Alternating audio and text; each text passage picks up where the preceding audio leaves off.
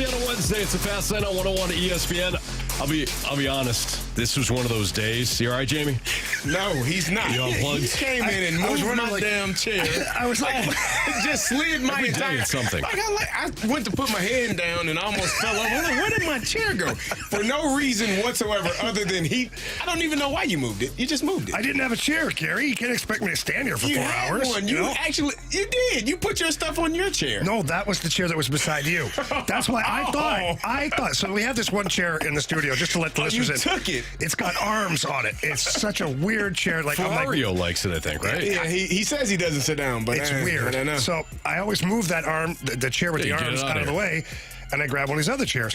Well, this time I walk in the studio, Carey already has his bag on the chair with the arm. So I thought he moved the chair for me and left the other chair out, like for me to push it over here. No. So I just walked in, pushed the chair right over to my spot. He went to lean on it. No, Carey almost had a second torn ACL. What's going on? Yeah, and then I didn't have my headphones plugged in and wondered why I couldn't hear the sound. It's going to be a great day, guys. Yeah, thanks for tuning in here in the Fast Lane. Yeah, there are certain days where I am about to say, let's get nasty on and I pause to think about what day it is. Today was one of those days. Fortunately, I nailed it. It was Wednesday. But oh, yeah, I thought it was Thursday. No, it's Wednesday. For some reason, it doesn't feel like a Wednesday. I was just doing some spots for the Pick'em Challenge viewing party tomorrow night. Tomorrow night, Helen Fitzgerald. That's on a Thursday. Yeah, but I'm saying Thursday. But Ryder's like, no, you got to act like it's for tonight. I'm like, no, it's for tonight, Thursday night. So I was coming in here. You just said Wednesday. I was like a whole pretzel. You're in Thursday already. Yep, You're in Thursday mode. Jamie, don't worry about it. It'll be okay. Yeah, I'm sure I'll be fine. We do have a shorter show today. It's not Thursday, but we do have a shorter show. We're off today at 5 o'clock because we got Blues and Blue Jackets. Puck drop at 6 o'clock. Let's go, Blues. So we got a little exhibition hockey for everybody. Somebody on the text line goes, does every show start as a cluster fast lane? Yeah. Yes. Most days. That's why I said it's always something with us. Well, but in fairness, like the other show is, we don't have a lot of time to get settled. No. The other show is trying to move out. Tanner takes 4 hours. Well, he's not here today, but usually Tanner takes 4 hours to move his things. Whether he's at my spot or at Marshy's, he's an obstacle you have to work around as you're trying to get ready for the show. So, yeah, sometimes it's a cluster fast lane. Yeah. But this is why you listen to the show. I was close there. I know you were. Yeah, that was super close. You were. But you're a professional. I had my hands in my pockets. I knew you weren't going to say it. I literally did too. So You all didn't see the look in his eyes when he said it. I had to double check. I was like, oh, I nailed it. Michael McGreevy pitched last night. He surrendered 3 runs in 5 innings. He was making his 3rd big league appearance this season, his 2nd start. He struck out 5, walked 1, and I thought it was a really good effort. I don't think the numbers necessarily indicated how well Michael McGreevy pitched. It's a tough draw pitching at Coors Field. I thought he did really good, and it looks like he's going to have at least one more start.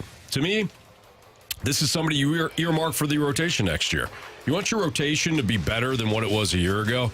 Don't go out and sign some average, mediocre, high floor, low ceiling veteran. Give this kid an opportunity. You have developed him within your system. Time to see what he can do. I thought I thought he pitched really well. Even in the moments where he got into a little bit of trouble, he never seemed panicked. Like, it didn't seem like he was phased. He got the ground ball. It just was a slow hit ground ball to Nolan Arenado, and he was not able to get the out. And I think that tied the game. But that was not a performance where I'm looking at it and like, oh, man, it's just, to me, he looked very comfortable. Despite being a younger player, despite being, only his 2nd start, he did not look out of sorts at any point in that game. Like, he understood, it was a one after one inning, him and Herrera were having a conversation. You could tell that they were trying to figure out what they needed to do or what went right or what went wrong. Like, the conversation, to me, it looks like a guy that is comfortable in his own skin and hopefully, the rest of this year gets another opportunity, but going into next year is really one of the guys that they look at and say, we have to give this young man a chance to see what he really has. Yeah, I agree. I thought he showed a lot of poise. And, Anthony, to your point, like, Coors Field is not an easy place to pitch. We've talked to BT about this. 1, the ball flies, okay? Right. But 2, your breaking stuff doesn't break quite the same. Yeah. And so McGreevy, having to lean on maybe other pitches or certainly location more than actual stuff, I mean, it's going to happen. You're gonna make a mistake. You've never pitched there before, and he made a couple of mistakes and it hurt him. But overall, I liked his poise. I liked his poise. He looks confident out there, and then listening to him post game, he seems to just get it. Yeah. Like he's got the mentality for it, and he's not as good as I would have liked it to be. I made some mistakes, whatever, but pretty happy still overall. I guess you are. 3 runs and 5 innings of pitching. He did great. At 83 pitches, they kept him pretty low. They probably could have went another inning with him if they wanted to, but Sure.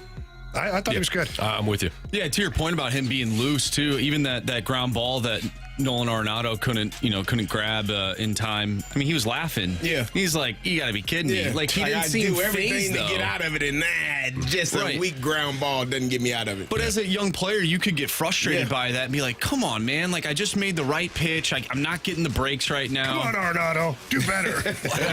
That might not have been it.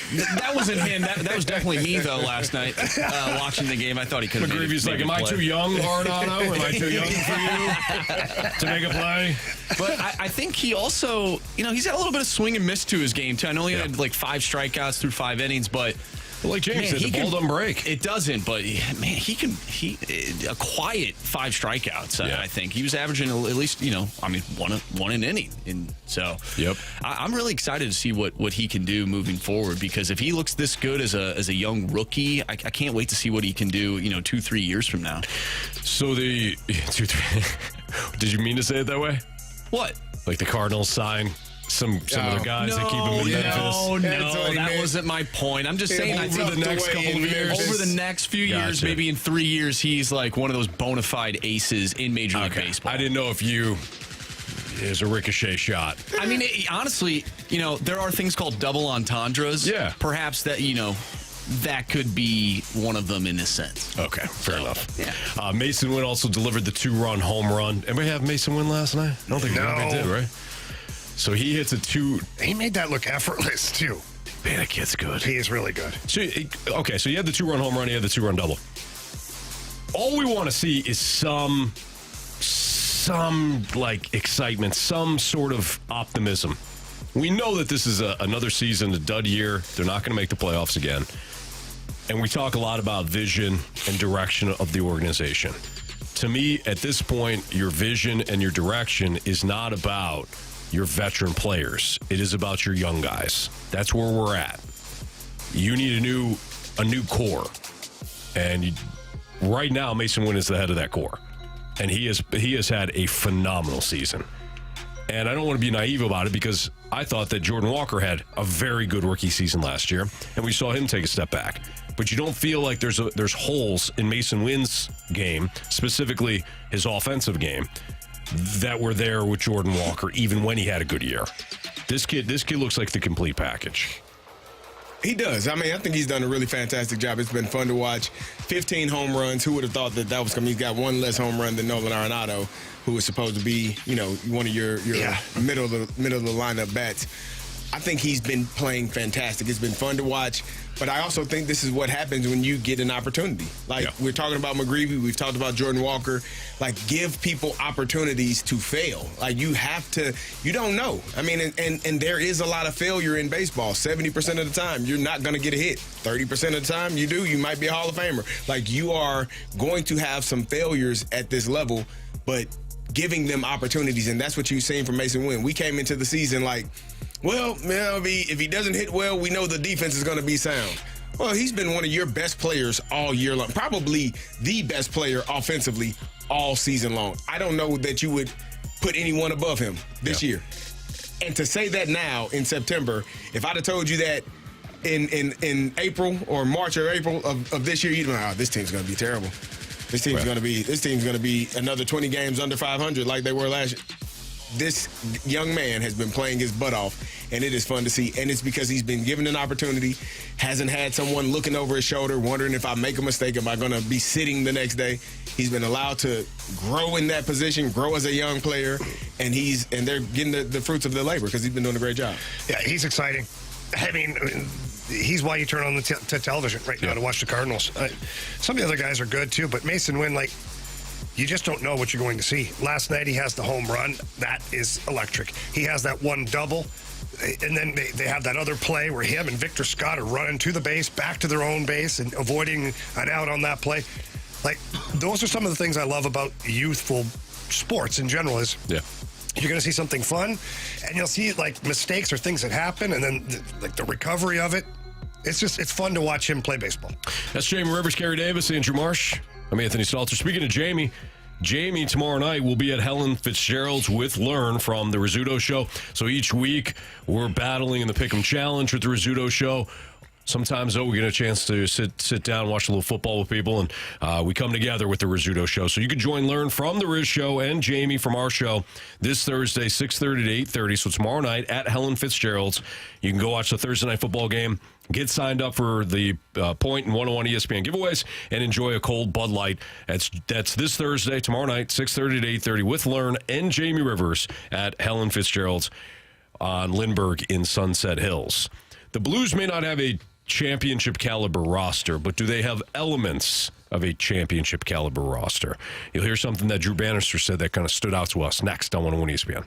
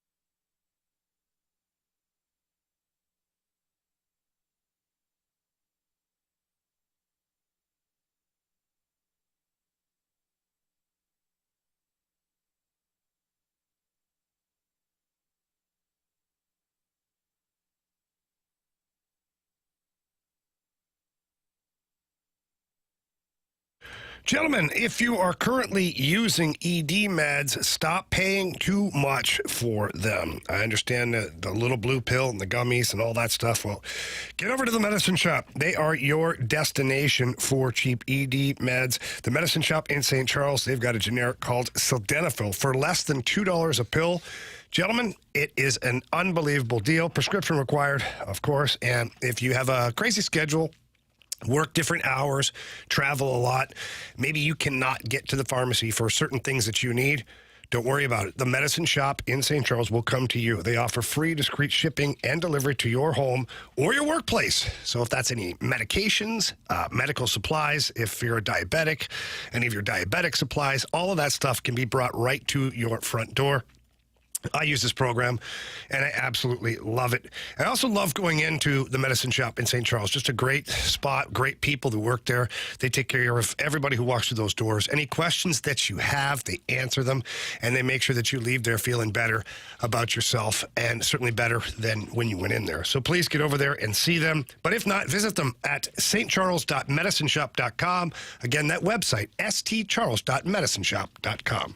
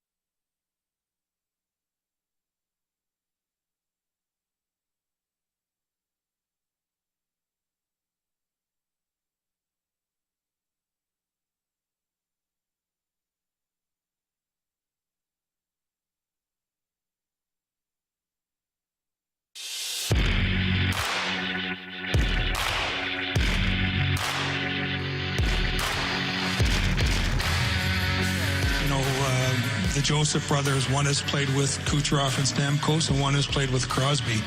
You look at Fasca's come in. He's been on a championship team with Suter. You look at Holloway and Broberg, who played with Draisaitl and McDavid. So they've been around top-level players. They understand the commitment those guys to make, and just by osmosis, I think that can rub off on some of our guys. You know, Robert Thomas is a champion, Shen's a champion, and now you bring in guys that know what it looks like to be a champion and trains like to be a champion. I think that's going to really help our room. So that was Doug Armstrong, president of hockey operations and general manager for your St. Louis Blues, talking about bringing in guys with championship pedigree. And you heard, we won't reiterate it, but you heard Doug Armstrong kind of break down the roster and who those players were associated with or what teams have been associated with. I do think that it's a good thing to have guys that have seen what it takes to win.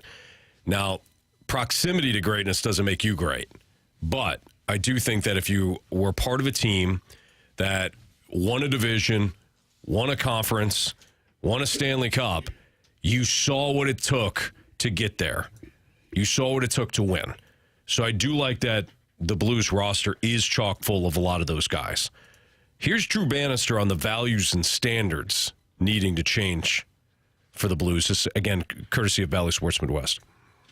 There's certainly a belief, and I don't feel the need to share my belief. My players will hear from me and my belief, and I know what they believe too. I read the articles, I listen to the podcasts, I listen to the NHL Network, so I hear the opinion of other people right now of our team, and I disagree with them.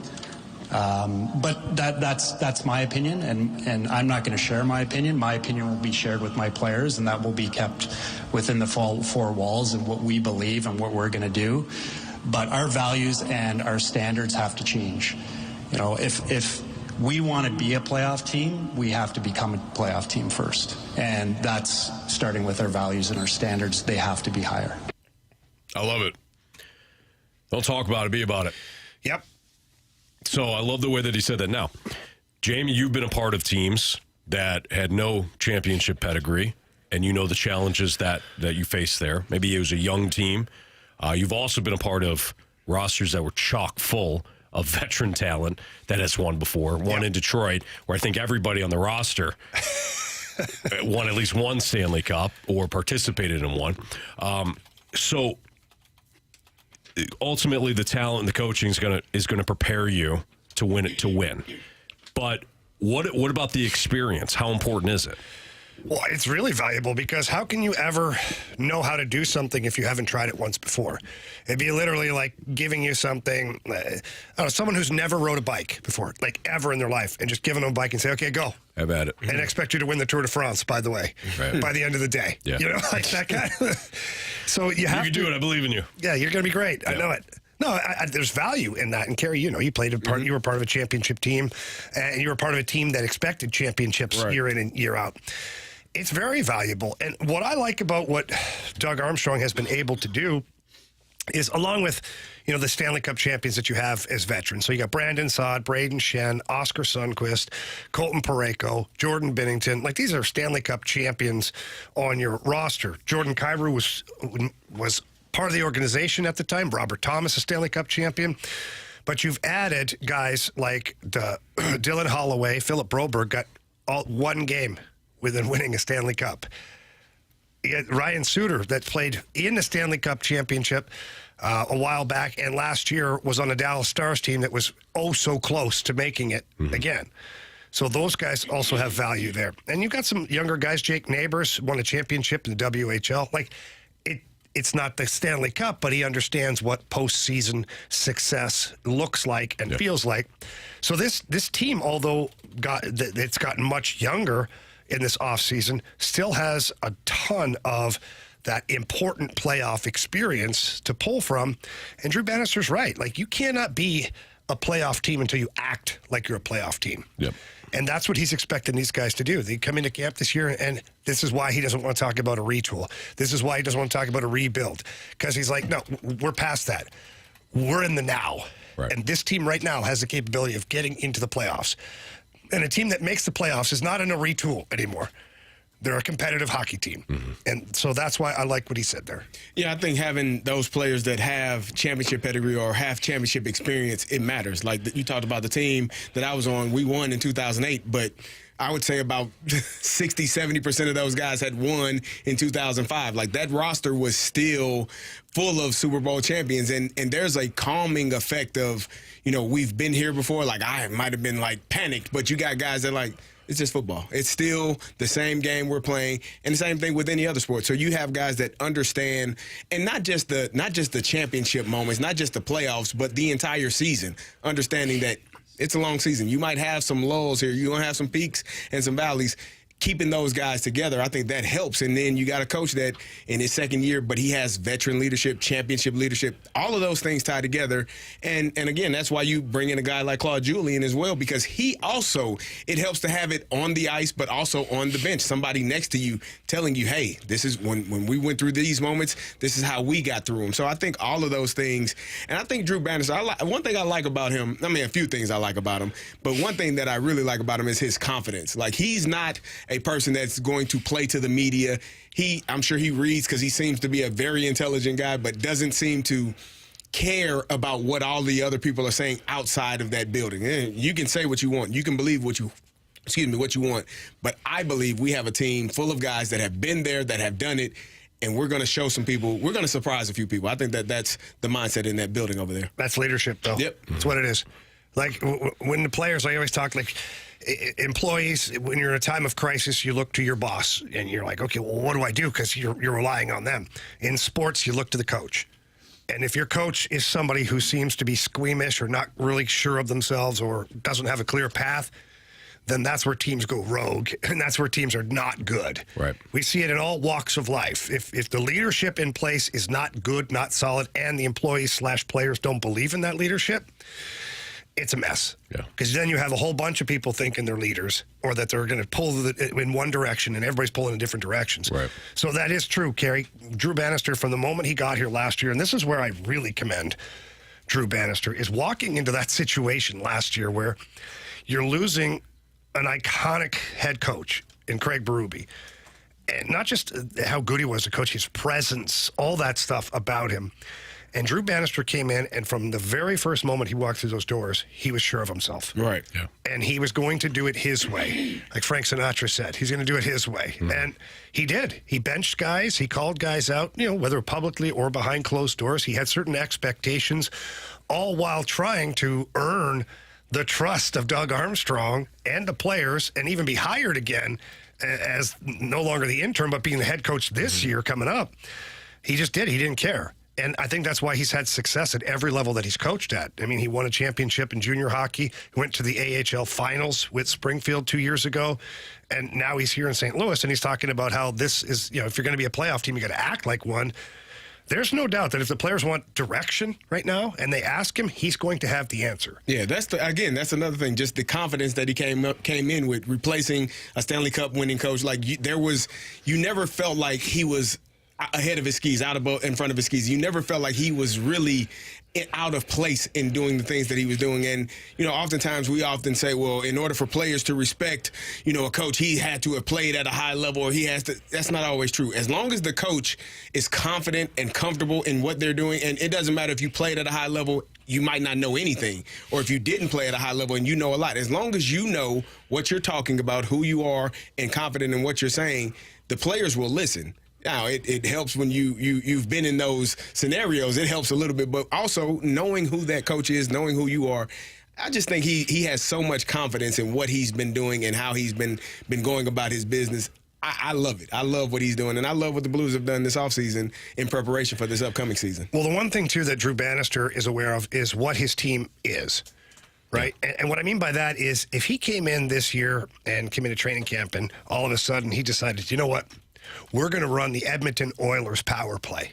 That's what we're going to do. I've been watching that power play. It works. It works, okay? Why does it work, Jamie? Matt, because there's three guys in particular, McDavid, Draisaitl, and Evan Bouchard on defense that pretty much run that whole thing. Yeah. To which, I'm sorry, you just don't have any of those guys on this roster. But Drew Bannister and the coaching staff, he's not alone in this. The whole coaching staff, they've put together game plans that are tailor-made for this group of players. The expectations are certainly high, and the demands will be high, but there's now delusions as to what this team is. Mm-hmm. You're not going to outskill teams across the Western Conference. No, but can you outwork them, outplay them, outsmart them? Yes, you can.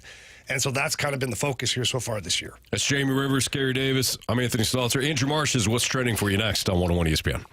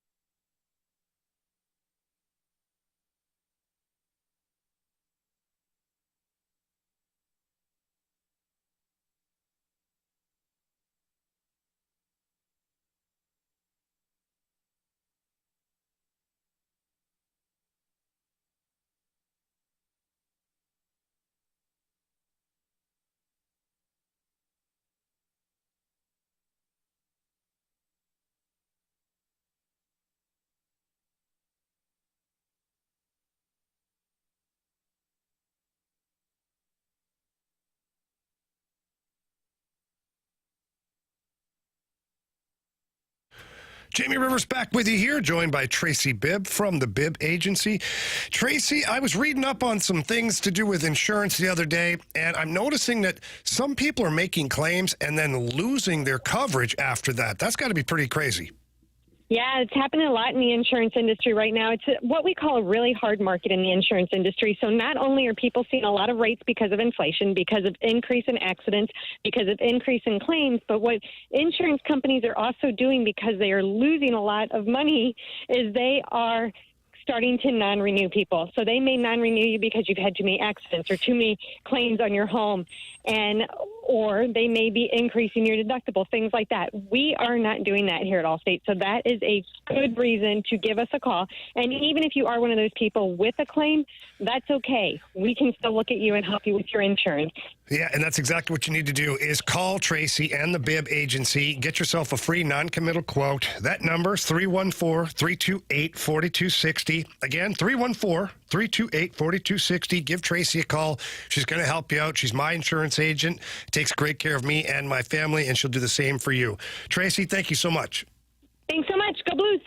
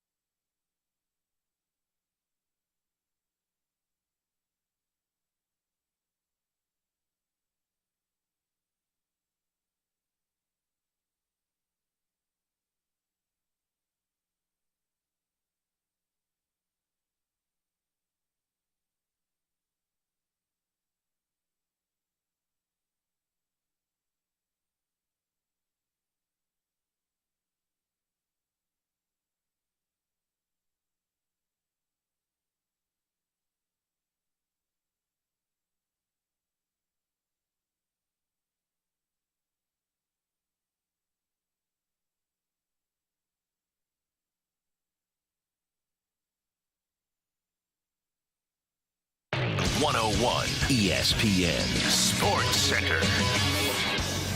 I'm Andrew Marsh. It's time for a Sports Center update driven by Johnny Londoff Chevrolet and Johnny Londoff Autoplex. The Cardinals picked up a win in Colorado last night, a 7-3 final. They'll take on the Rockies once again with Eric Fetty on the mound tonight, going up against Austin Gomber. First pitch is at 7:40. Tonight we have some preseason hockey for you right here on 101 ESPN as the Blues take on the Columbus Blue Jackets. Pregame starts at 5 o'clock. At 2:45, we'll talk with Brad Thompson with some high heat. We'll dive into Michael McGreevy's start as well as Masyn Winn and other conversations revolving around your St. Louis Cardinals, so stay tuned for that. But coming up next, we have What's Trending. I'm Andrew Marsh, and the Sports Center update is driven by Johnny Londoff Chevrolet and Johnny Londoff Autoplex. See them at londoff.com. Chevy, together we drive. Are you kidding me?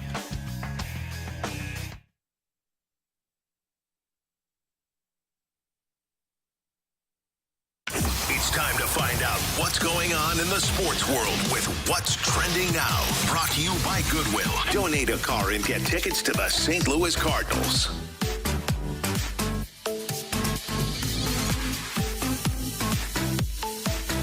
Welcome back to the Fast Lane here on 101 ESPN with Anthony Stalter, Jamie Rivers, and Carey Davis. I'm Andrew Marsh, and it's time for What's Trending.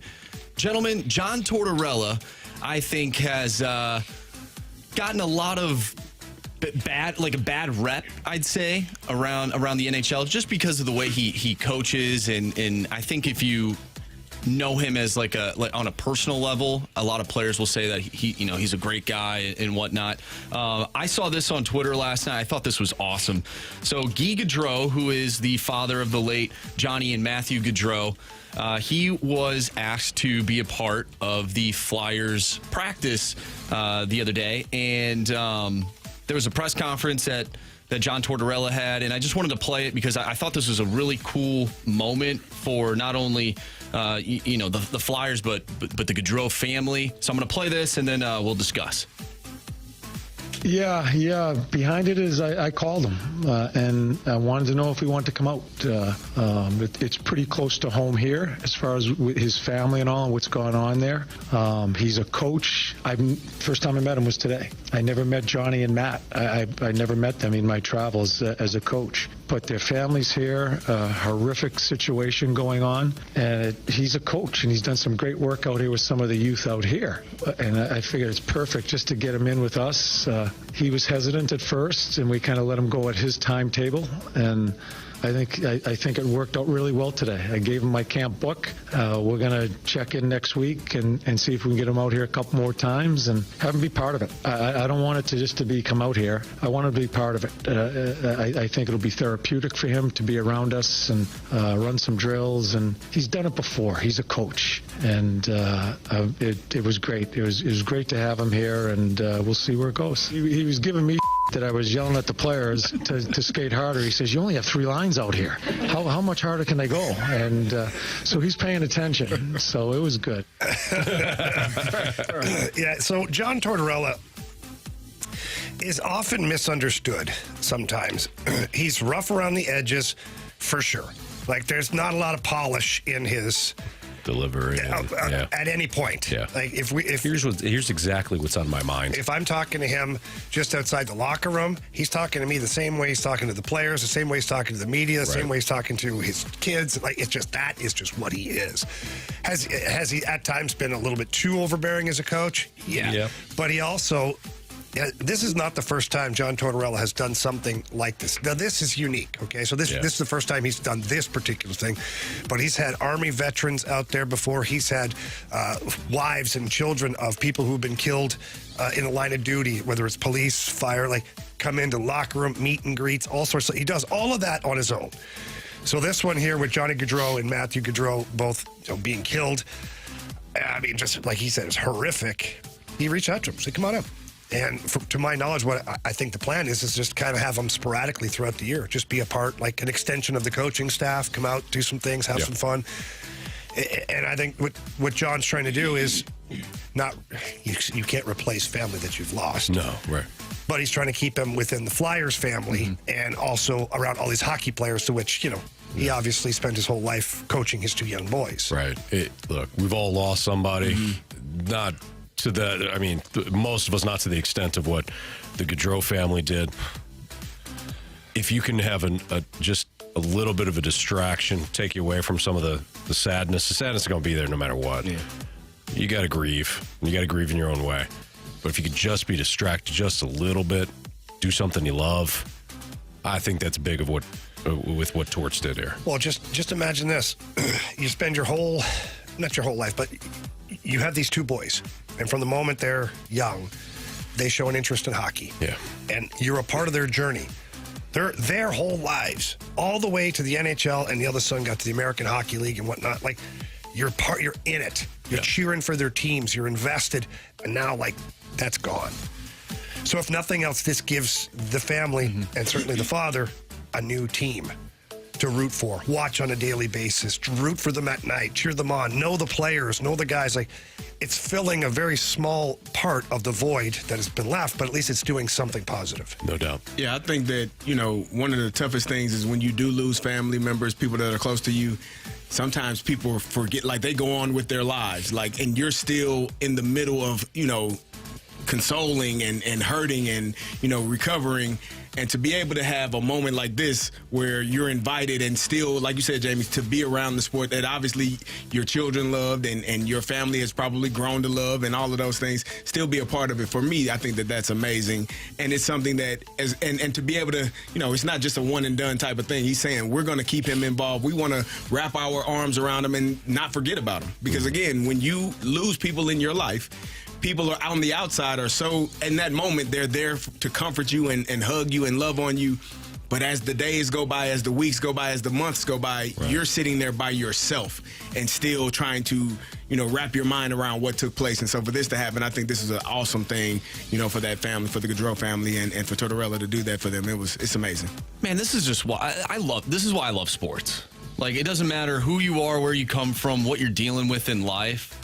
If you just look at sports, man, like, you can just come together and it can just make you feel good. Yeah. I tell people all the time, man, sports is the one thing, it's the greatest uniting thing in the world. Like, you got people from all different walks of life, backgrounds. You're from Canada, I'm from, we are, but sports, you're from all over the world. Like, I was waiting for you to do that. You're from Canada, you're from St. Louis, you're from St. Louis, not quite still sure. Trying to figure it out. Yeah, but you're from somewhere, everywhere. though. Yeah. But we're all here, and because of sports. You look at the Snake Pit, it's all different people, different walks of life. Everybody, but sports brings us together. That's the one thing that's what I love about it. Like I told you all, when I played football, Country Thursdays was my favorite day because I got to listen to country music because Brett Kiesel was going to play some country music. I learned a lot. So it's just different, but sports is the one thing that unites so many different people from so many different paths.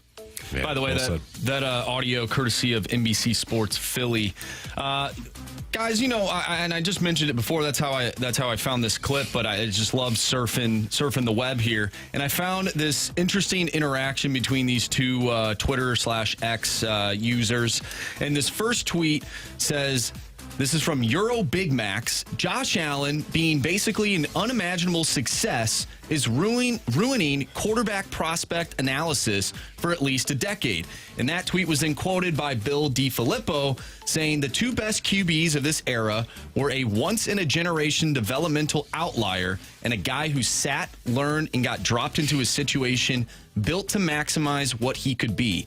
Many NFL teams, for some reason, decided to try and copy the first one. What do you guys think of that when you hear that? Wow. Okay, so the first example is Josh Allen. Josh Allen. The second one is Patrick Mahomes. Yeah. I don't disagree. What about you, Carey?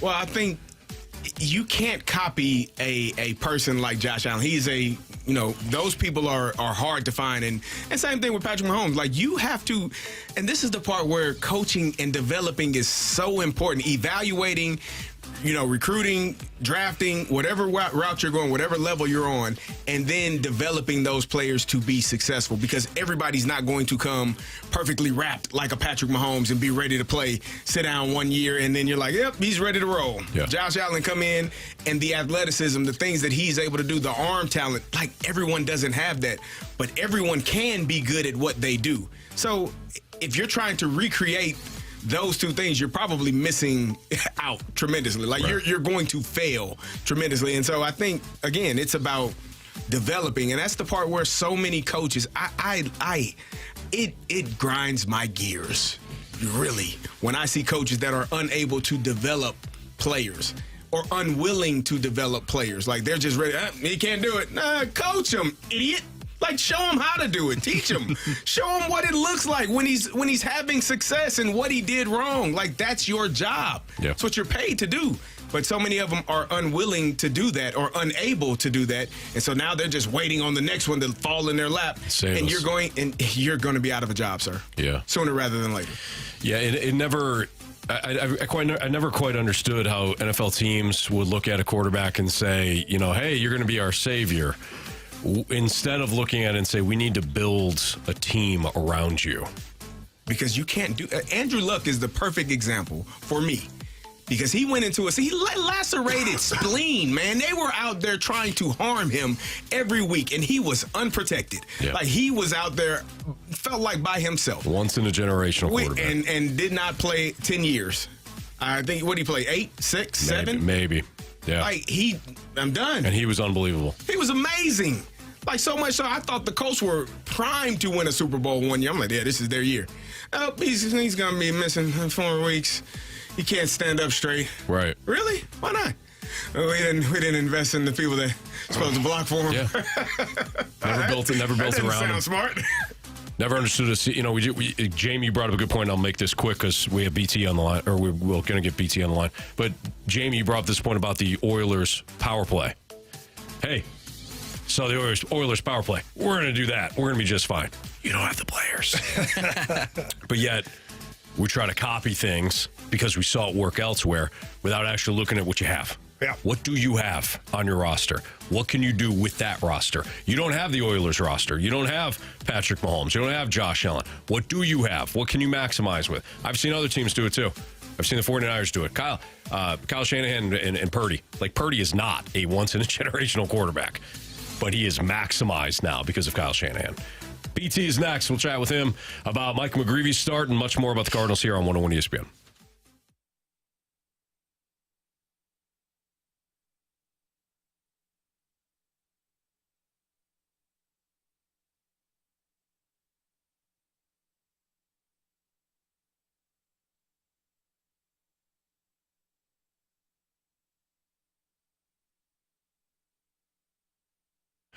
Anthony, it comes a time in a man's life where things start to go south a little bit. What do you mean? Well, all of it, actually. But you can change that. Head over to Mentality.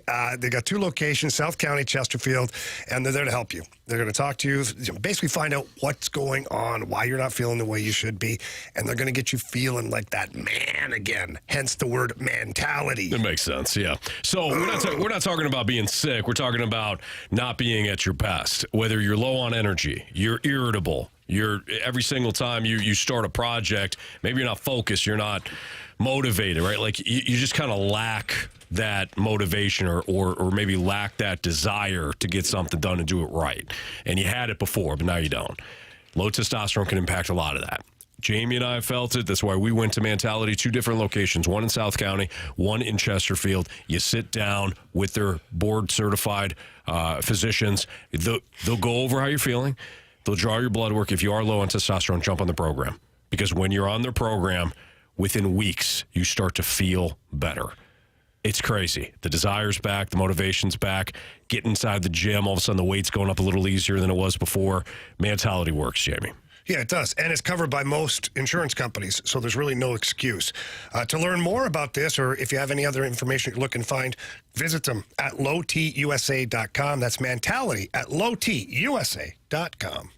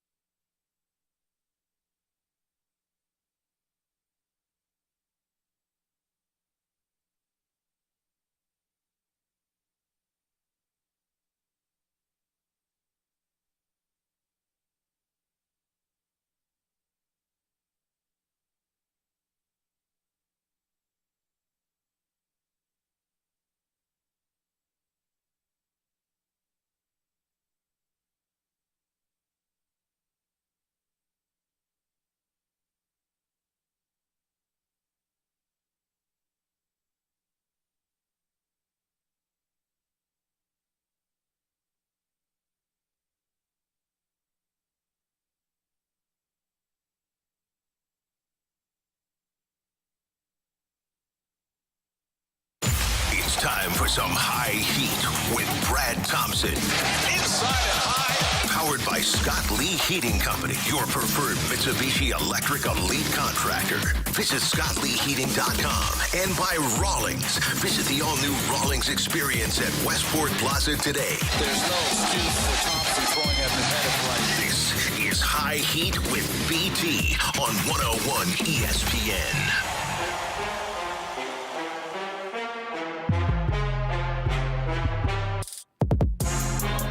It's Fastline on 101 ESPN with Carey Davis and Jamie Rivers. I'm Anthony Stalter. Let's head to our 101 ESPN Celebrity Line. We're joined by our guy, World Series champion, Brad Thompson, who you see, of course, on the Bally Sports Midwest broadcast. What's up, BT?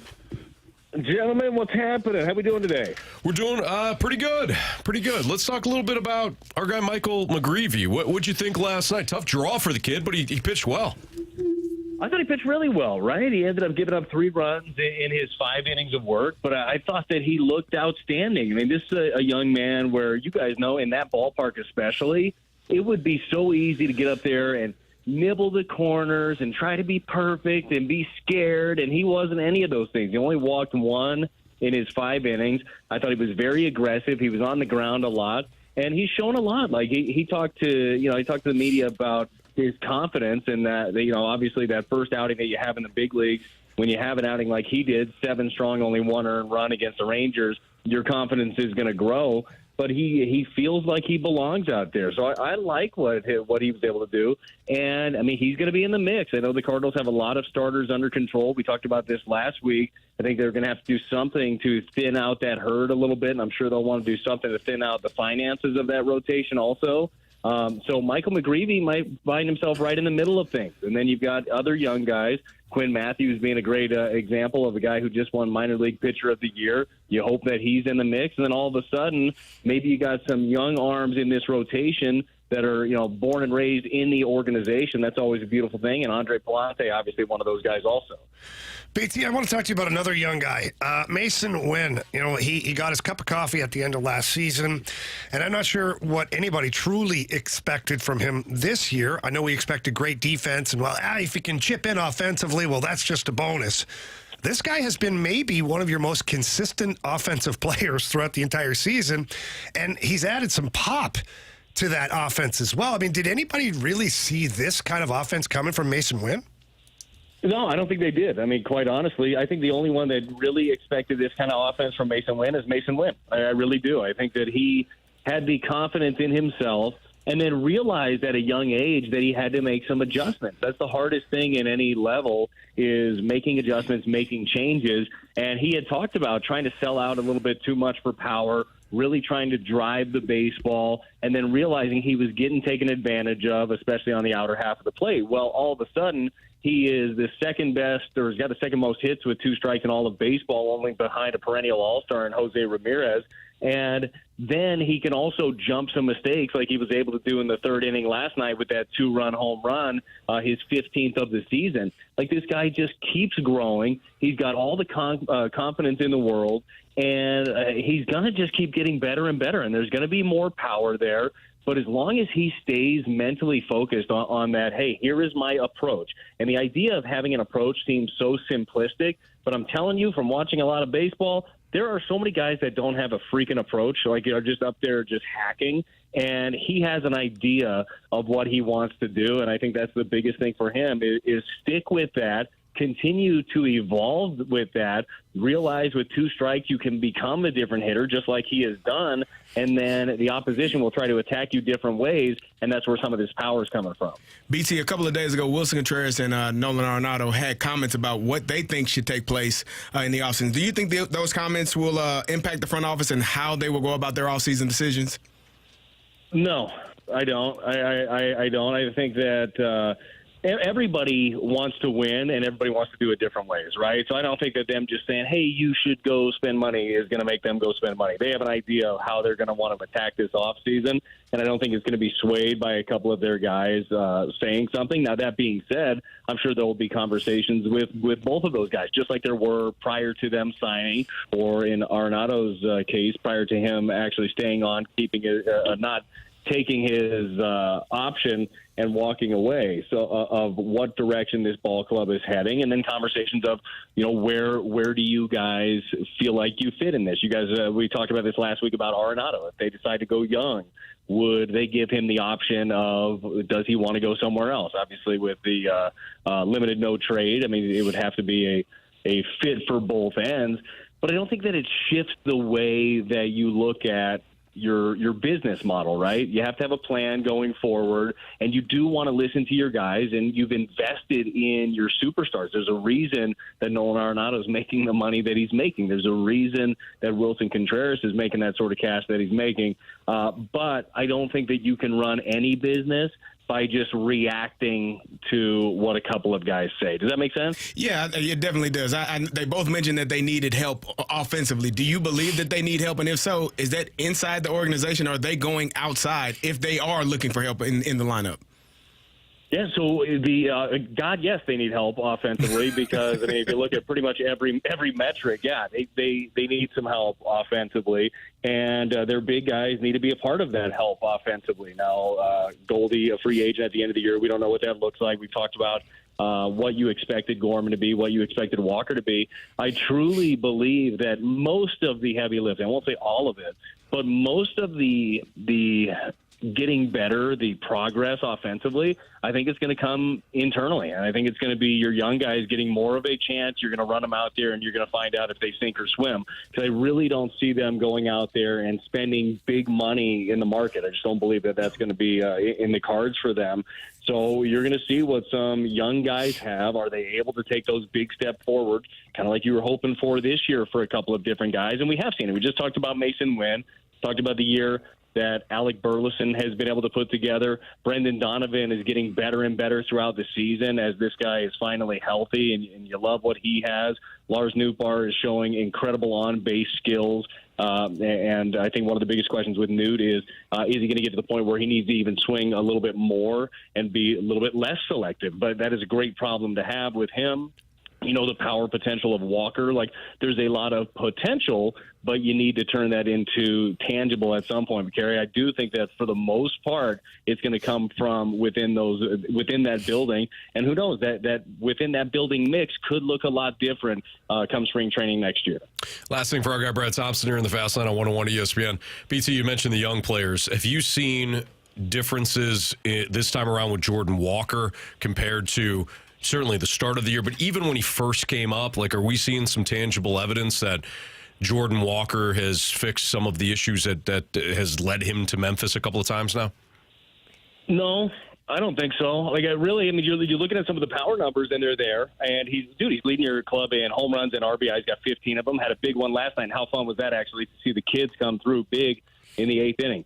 Walker with the RBI single. You had Victor Scott off the bench with the RBI single, and then Masyn Winn with the little double down the line to drive in a pair. But when we're just talking about adjustments, right, changes, no, the swing is the same. The mistakes that he's going to hit are going to be middle in, especially breaking ball mistakes. Down and away, still incredibly pitchable, and the swing looks the same. But right now, if you are getting to mistakes, because pitchers will make them, then do damage on those. And if you're seeing him do damage on those, that's great. I think there's still far too much for the potential that he has, right? There's far too much on the ground to the left side. And this isn't just, the team wants him to hit the ball in the air. Just watch with your eyes. And watch, you can write down 6-3 half the time in a good count. You'd like to see him be able to drive the ball up the middle the other way. And it's just going to be on him if he can make those adjustments, or if he really wants to make those adjustments. But root for the kid. Want him to live up to the hype. I mean, there's a reason that there's so much hype, not within the Cardinals organization. You remember, all around baseball, one of the most highly touted prospects in the game. You love the skill set. You just want to see him continue to make those changes. BT, great stuff as always, man. We appreciate you throughout the course of the year, and hopefully you get a chance to relax a little bit after the Cardinal season. Well, guys, I don't know what I'm going to do. I'm going to be bored. I'm probably just going to be coming hanging out with you guys. That's fine, man. Come in anytime. You're good Absolutely. with that. We'll get another microphone in there. We'll be good. Jamie's going to miss a lot of time because of his Blues, so come on in and talk a little hockey with us. What a slacker. So anytime, BT, you're welcome here. Sounds good, boys. I appreciate talking to you guys all the time. And now maybe we'll get a chance to actually hang out. That would be fun. That would be fun. Absolutely. Very nice. Get the bourbon iced up, okay? Oh, yeah. Oh, we're ready. We are ready. All right, buddy. See ya. All right, see you, boys. That's Brad Thompson here in the Fast Lane on 101 at ESPN. Good stuff there. He was very honest, I think, about Jordan Walker. Yeah. You know, you see it with your eyes. You see why the Cardinals have sent him down to Memphis. You've seen some of the struggles that he still has. You know, I'm not a baseball coach. I played baseball when I was younger, but I wonder if that open stance probably prevents him from getting to pitches that are away. I don't know. Maybe that's something to look at because he's already open and he seems to be pulling everything. BT's like he's pulling down the third. Yeah, I saw him pull it last night. No, pulling the baseball is down 6'3". Yeah. That's the okay. All right, you know what? He gets that bat around quick. Certainly does. Yeah. You good, Carey? Speaks softly and Carey. carry big stick. Yep. That's what they say. Yeah. It's a big I guy. forget which president that was. Was it Roosevelt? Absolutely. Yep. It's Fast Lane on 101 ESPN. You have no clue. UNLV's quarterback decided, despite having an unbeaten record, he's going to take a red shirt. We'll tell you why, and we'll tell you whether or not we agree with the take. That's next on 101 ESPN.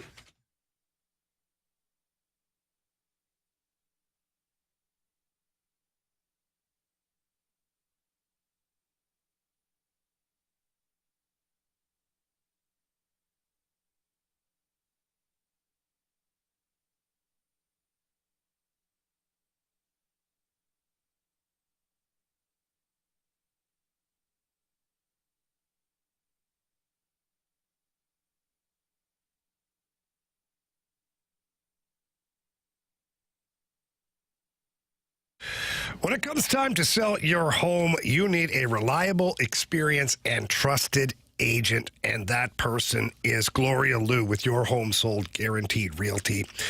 Gloria's name is her promise and says it all. Your Home Sold Guaranteed Realty. Gloria has mastered the home selling process by guaranteeing upfront and in writing to sell your home at your agreed upon price and time frame, or she will buy it herself, and she guarantees all of that in handwriting. Gloria has been in the business for over 20 years. Therefore, she has a database of thousands of buyers that are available to look at your property. Creates certainly a lot more traffic for your listing, hopefully multiple offers, and ultimately more money for you at the end of all of it. So please take the time and give Gloria Liu a call. Her number is 314-325-6888. Again, that number is 314-325-6888. Or you can always visit GloriaHasTheBuyers.com. Remember, Gloria and the seller must agree upon the price and possession date.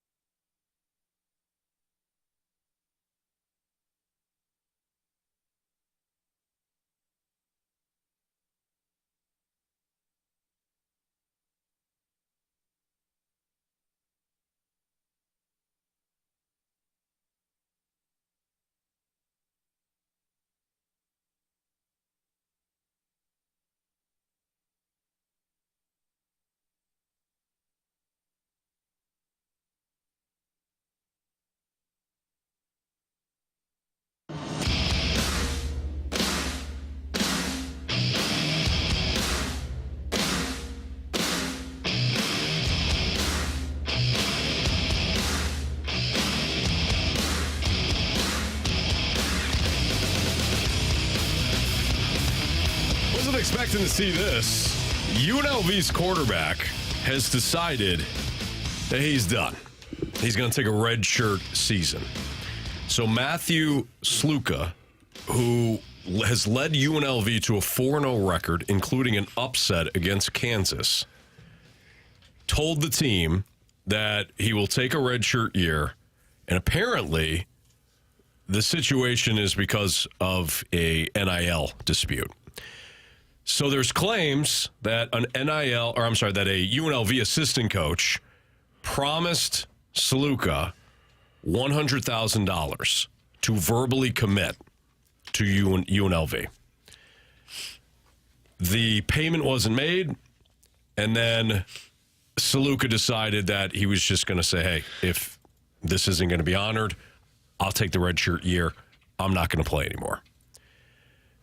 How do you guys feel about this? Because there's two different ways to look at this. One, it's a 4-0 team. He's the starting quarterback. Could you keep playing and figure it out? But on the other side, if you are promised money, and if we're promised money to do a job, and we did that job, or we're doing that job, and that money isn't, we're not receiving the money in our bank account, there's no direct deposit, I highly doubt anybody in this room or elsewhere would say, you know what, I'll keep working for free. I know it's a college athlete, but times have changed because of NIL. Yeah, so where do you fall on this? I think you nailed it right away. Like, imagine if, I'm sure we have many people listening. I'm sure there's contractors out there. So I'll just use that. You have a contractor comes in and helps you redo your kitchen. You don't pay them. You agree to a price, and you don't pay them. And then you have them come back again and help you finish your basement, and you don't pay them. You call them the third time, they're not coming, or they're coming over and they're ripping out everything that they've done. Yeah. They're probably not coming the second time if you don't pay. No. Right. But imagine this kid. So you bring up the 4-0. Yeah. He was promised this when he verbally committed. They're 4 games in now, and he still hasn't been paid. Right. So he's the contractor that keeps going back to do the job because his body, like his sacrificing of his body, is his work. Yeah. And they haven't paid him. Yep. So I don't know. I don't blame the kid. These are the times. You know, if this was 10 years ago, you'd probably say, hey, listen, Buttercup, get back under center and do your job. You know, like we're done here. Right. But if this kid is promised NIL money, he's obviously a very good player. He probably could have went elsewhere and made more than the $3,000 he claims that they've given him so far. Yeah, and there's a little bit more here, too. And, Carey, I want to hear your thoughts as well.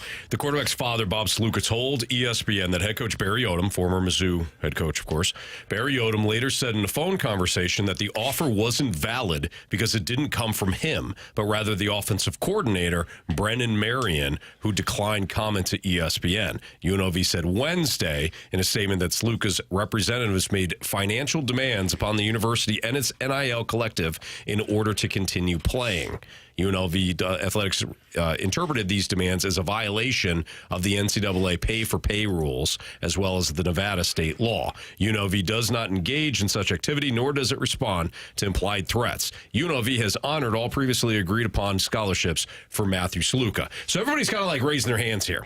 UNLV's like, nope, we can't touch this one. No pay-to-play here, sorry. Plus, it's Nevada state law. Nothing we can do for you. Barry Odom, head coach, is like, hey, listen, I didn't make that deal. Sorry. Hope to see you on Saturday. And meanwhile, the offensive coordinator's hiding in some closet somewhere. He's in the darkness. So you said it's state law that they can't pay the athletes? So UNLV Athletics, this would be a violation if the university paid them. So if they paid him the $300,000 or $100,000 that he was apparently told to go, it would be a violation of the NCAA pay-for-play rules, as well as Nevada state law. So they have a collective like most of the programs do. I forget what Missouri's is called. Every True Tiger or something like that. I think that's theirs. Friends of UNLV is the collective, I believe, for UNLV. Correct. So it's not necessarily the university that pays the player. Yes. It's the collective. It's donors. It's people that put money into this collective and say this money should be used solely for football purposes or solely for basketball purposes, whatever it is, to help pay for this player's NIL money. Where you lose me at is when the head coach is, I didn't know.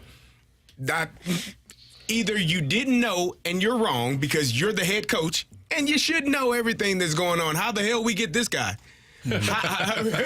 Just starting quarterback. He just showed up. We just got this guy for free. Oh, look at how lucky are we? Right. We are truly blessed and highly favored. I'm a great UNLV.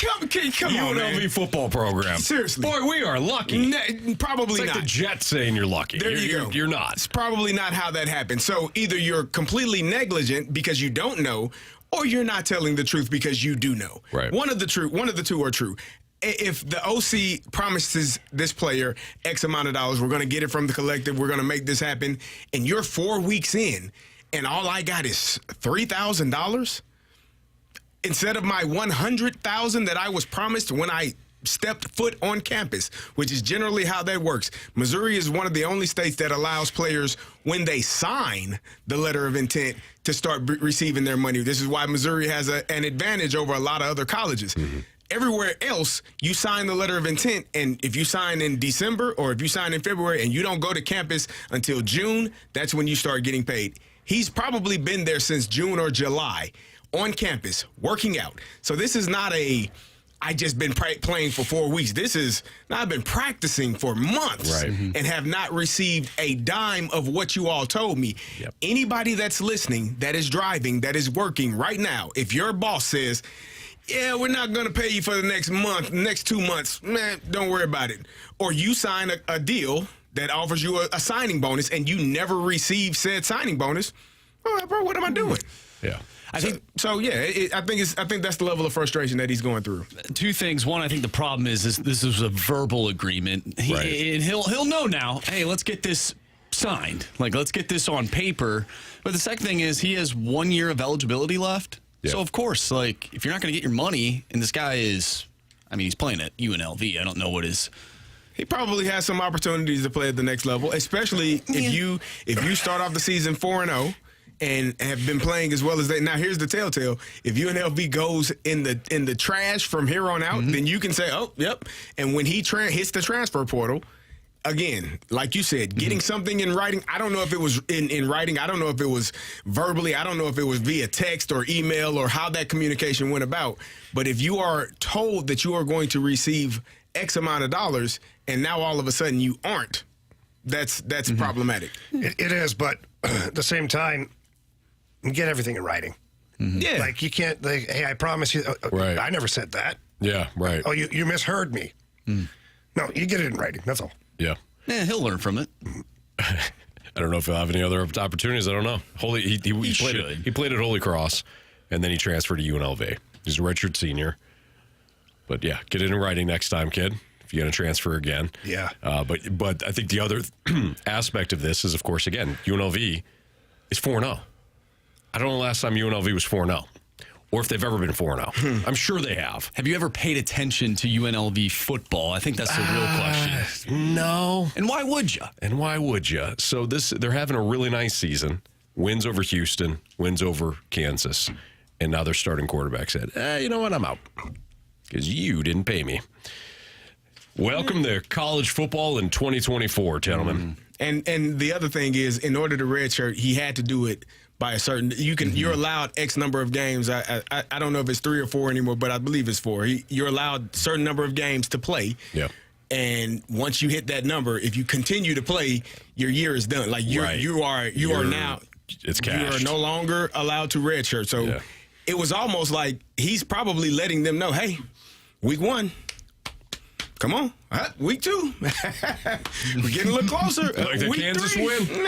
All right. You're playing with my money now, and now I'm about to play with your money because you're going to lose once I make my decision to step away. So, this is a business. They are no longer collegiate athletes. Yeah, they're in college, but they are professionals in terms of being paid. So he did what was best for the business of him, and I have no issue with it.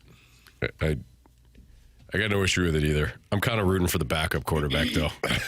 You know, like whoever this Malik Williams is.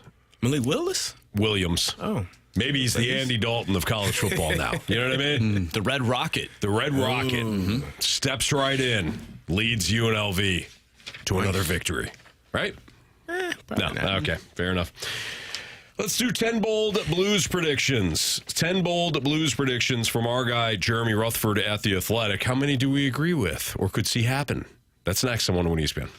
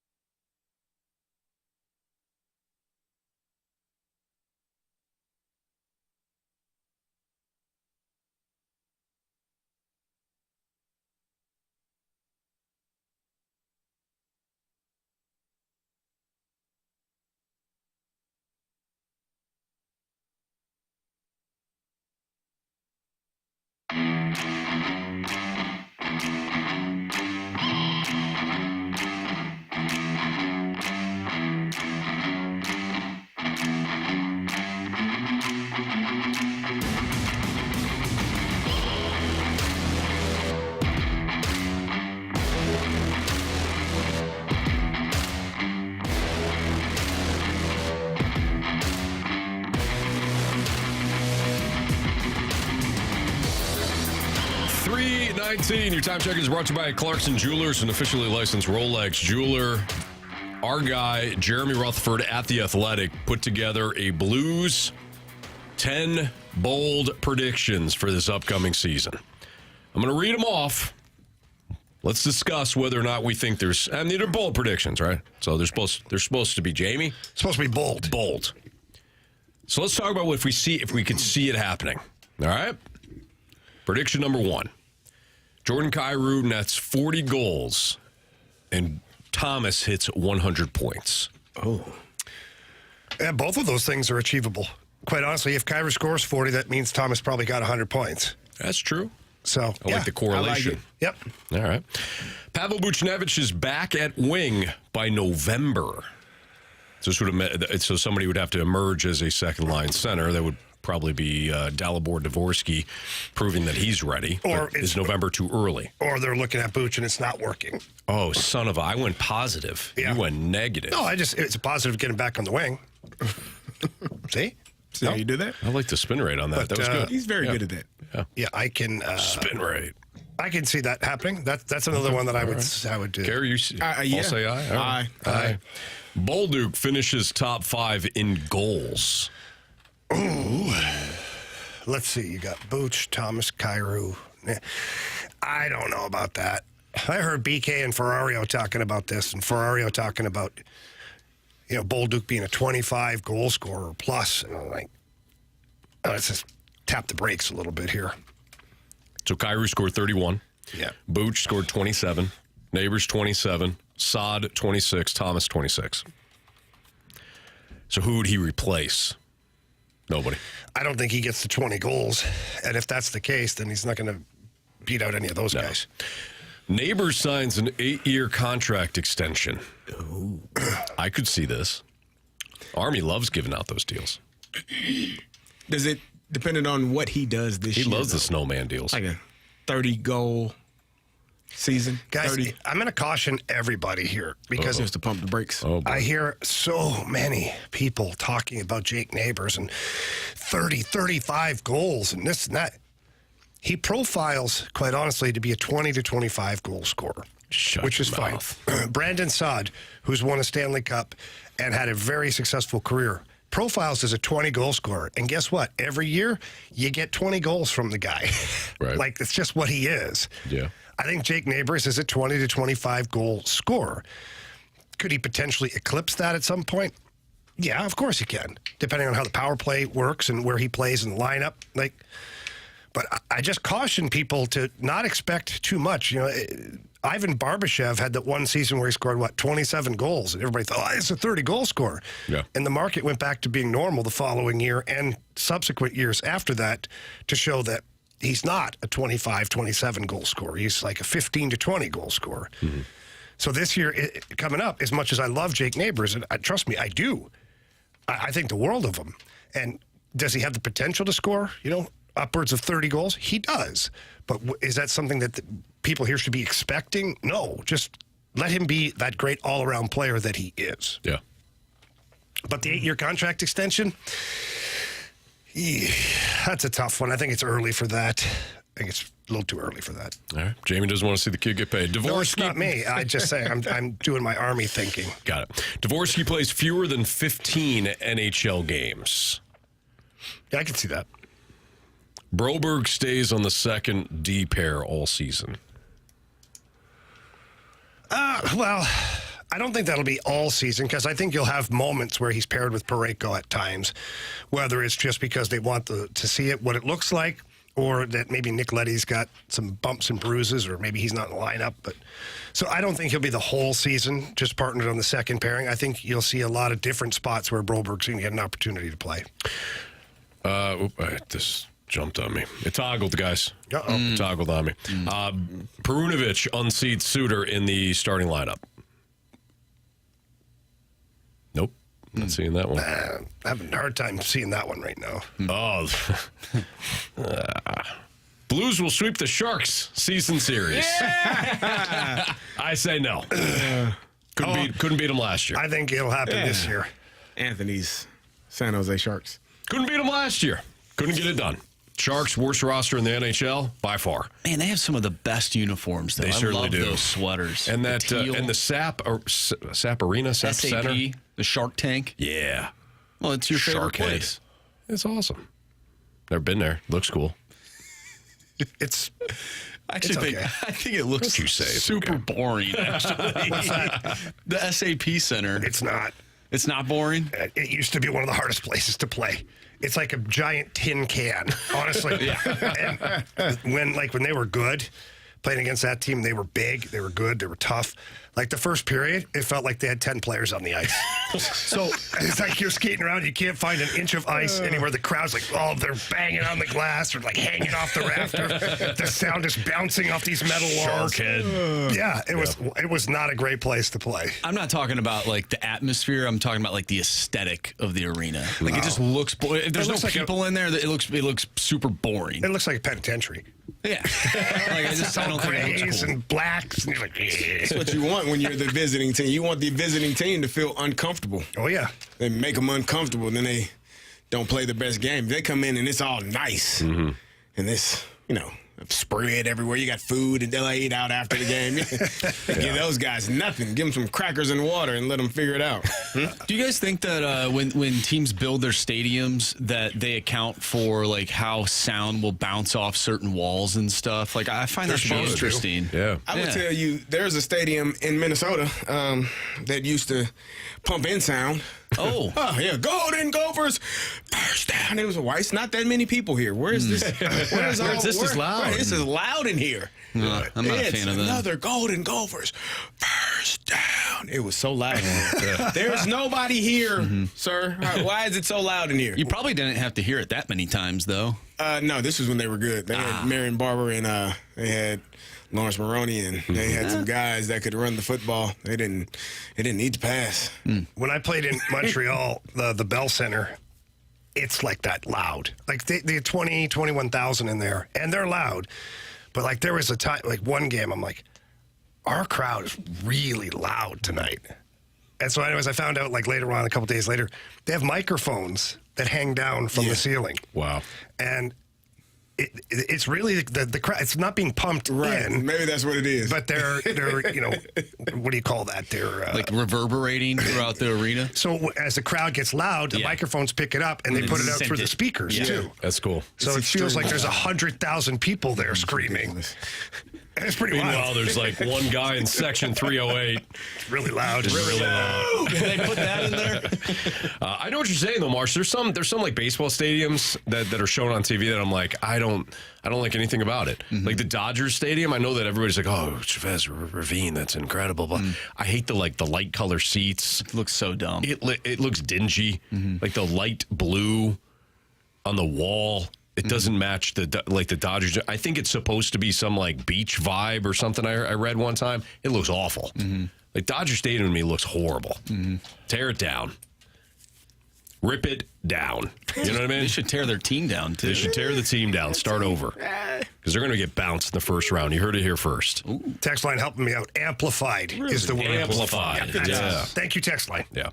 All right, so last one real quick. Bannister leads the Blues back to the playoffs. I'll say aye. Yeah. Aye. All right. Good. It's Fastlane on 101 ESPN. One of our favorite segments to play is Prove Me Wrong. If you have a Prove Me Wrong statement that you want us to, in fact, prove you wrong on, send it in. 314-399-9646, the Air Comfort Service sex line. Prove Me Wrong is next.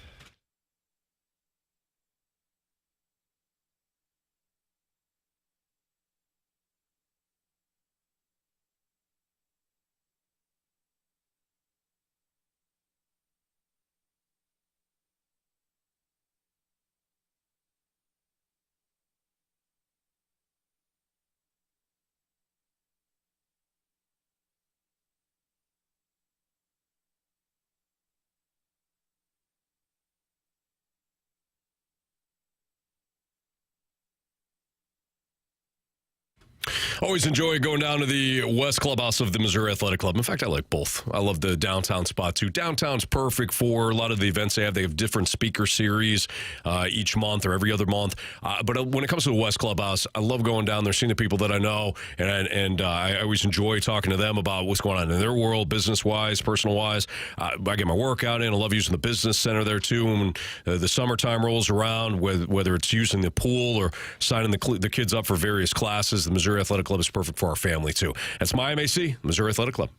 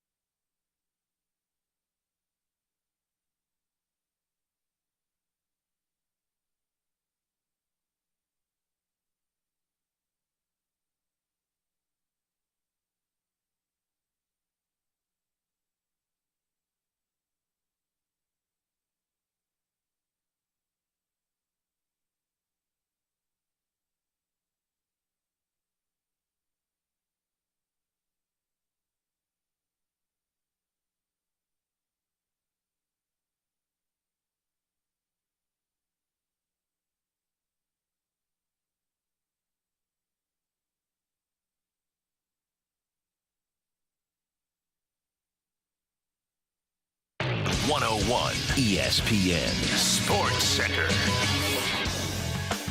I'm Andrew Marsh. It's time for a Sports Center update brought to you by Saliga Heating and Cooling. The Cardinals pick up a win last night in Colorado, 7-3 the final. Tonight, Eric Fetty will be on the mound going up against Austin Gomber. First pitch is at 7:40. We talked earlier with Brad Thompson. If you missed that interview, make sure you go to 101ESPN.com or check out the free 101 mobile app. Just head to the podcast page. You'll find all of our full shows and interviews there, and it's all brought to you by Dobbs Tire and Auto Centers. Tonight, we have preseason Blues hockey for you right here on 101 ESPN. The Blues will take on the Columbus Blue Jackets. Pregame starts at 5. We have Prove Me Wrong coming up next. So if you have a Prove Me Wrong statement you want to send our way, do so using the Air Comfort Service text line, 314-399-9646. Prove Me Wrong coming up next. I'm Andrew Marsh, and the Sports Center update is brought to you by Saliga Heating and Cooling, an independent American Standard heating and air conditioning dealer.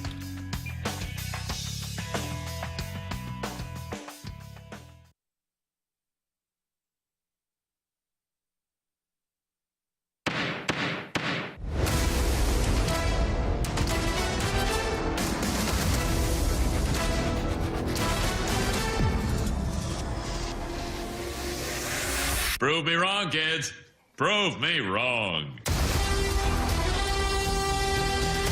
It's Fastlane on 101 ESPN. Time to play Prove Me Wrong. If you have a Prove Me Wrong statement, you can send it in, 314-399-9646. This is where you deliver us a statement. The law firm of Davis, Rivers, and Stalter need to prove you wrong. And the judge, Andrew Marsh, is not only judge, he's jury and executioner as well. Judge, you look fantastic. Handsome lad as well. Thank you. Yes. Thank you very much. Judge, we're ready when you are. All right, let's start off with the 636. Prove me wrong. The Dallas Cowboys will be one of the worst teams this year in the NFL.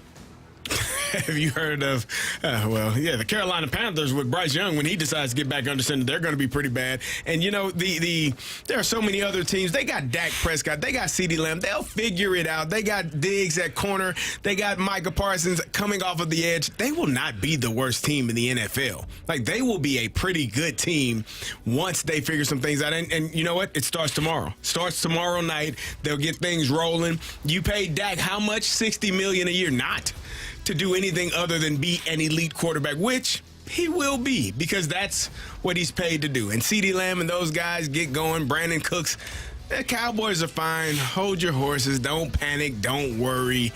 They will be just fine. Everybody knows it. The Miami Dolphins are without a quarterback for God knows how long. They're probably going to end up being the worst team in the NFL if Tua is out for an extended period of time. Have you heard of the Cleveland Browns, who the Dallas Cowboys actually have already beat? There are so many teams. Factory of sadness. The factory of sadness. Will Levis and his Mayo. Need I say more? Now, Cowboys are fine. They'll be great. You know I despise the Cowboys, but Carey, you're absolutely right. Yeah. Now, will they make the playoffs? Nah, probably not. That remains to be seen. Yeah. We'll see what happens. From the 314, prove me wrong. The Blues now have so many middle six forwards that Doug Armstrong will trade Brandon Saad at the deadline, whether the Blues are in the hunt or not. Well, you got a guy, we talked about that championship pedigree. You got a guy in Brandon Saad that has won a Stanley Cup. He knows exactly what it takes. And this team full of youngsters, and even though this middle six, most of this team has not played in the Stanley Cup playoffs. All these young players are going to need some guidance. And Brandon Saad is a guy that shows up with his lunch pail every day, and he just goes to work. He's straight up and down the wing, scores you 20 goals. I think if Doug Armstrong and Drew Bannister talking about being a playoff team, if they want this team to be a playoff team, you're going to keep guys who know what it's like to play in the Stanley Cup playoffs and to have success. Brandon Saad is one of those guys. To me, he's not hurting you when it comes to the salary cap. He's adequately priced. He's going to get you those 20 goals. He's a great guy, a great leader. He's got a quiet leadership ability in the locker room, but the young players do look to him for advice. So I think trading him would be a mistake. Brandon Saad's an absolute pro. You don't get rid of that guy. From the 314, prove me wrong. Some Major League Baseball team will offer Paul Goldschmidt a 2-year salary so large the Cardinals can't match it, even if they wanted to. No, here's the thing. Paul Goldschmidt's not even entertained by any other organizations. He wants to be here. He's Mr. Cardinal. You know, when I drive home every night, I go down Tesson Ferry, I look over and there's a YMCA, and they built a new little park there at the YMCA, okay? Beautiful park. Yeah. You know whose park that is? It was named right there on the old scoreboard, the new new ballpark that was built there. Paul Goldschmidt Fields. Yeah. He wants to be here. The lifer. The Cardinals love him for everything that he does. They're willing to overlook anything he doesn't do, quite frankly, because he is all about baseball, and the Cardinals are all about baseball. He's not going to. Where else is he going to go? Where's he going to hit? He could get more money elsewhere. Really? Cardinals are going to overpay to make sure that he remains right here in St. Louis. Mr. Cardinal, Paul Goldschmidt. Mr. Current Cardinal, Paul Goldschmidt. Damn it! Yes! From the 636. You don't want to break it down. Man, this one hurts. From the 636, prove me wrong. The 6-1 hate was right about the Cardinals. Well, it's a little difficult to be wrong when you just go ahead and predict that they're going to make the playoffs or are going to miss the playoffs no matter what. But here's one thing that he was wrong about. He thought that they were going to be absolute toilet water. And they're not. They're not toilet water. They're not the Colorado Rockies. They're not some of the other dregs.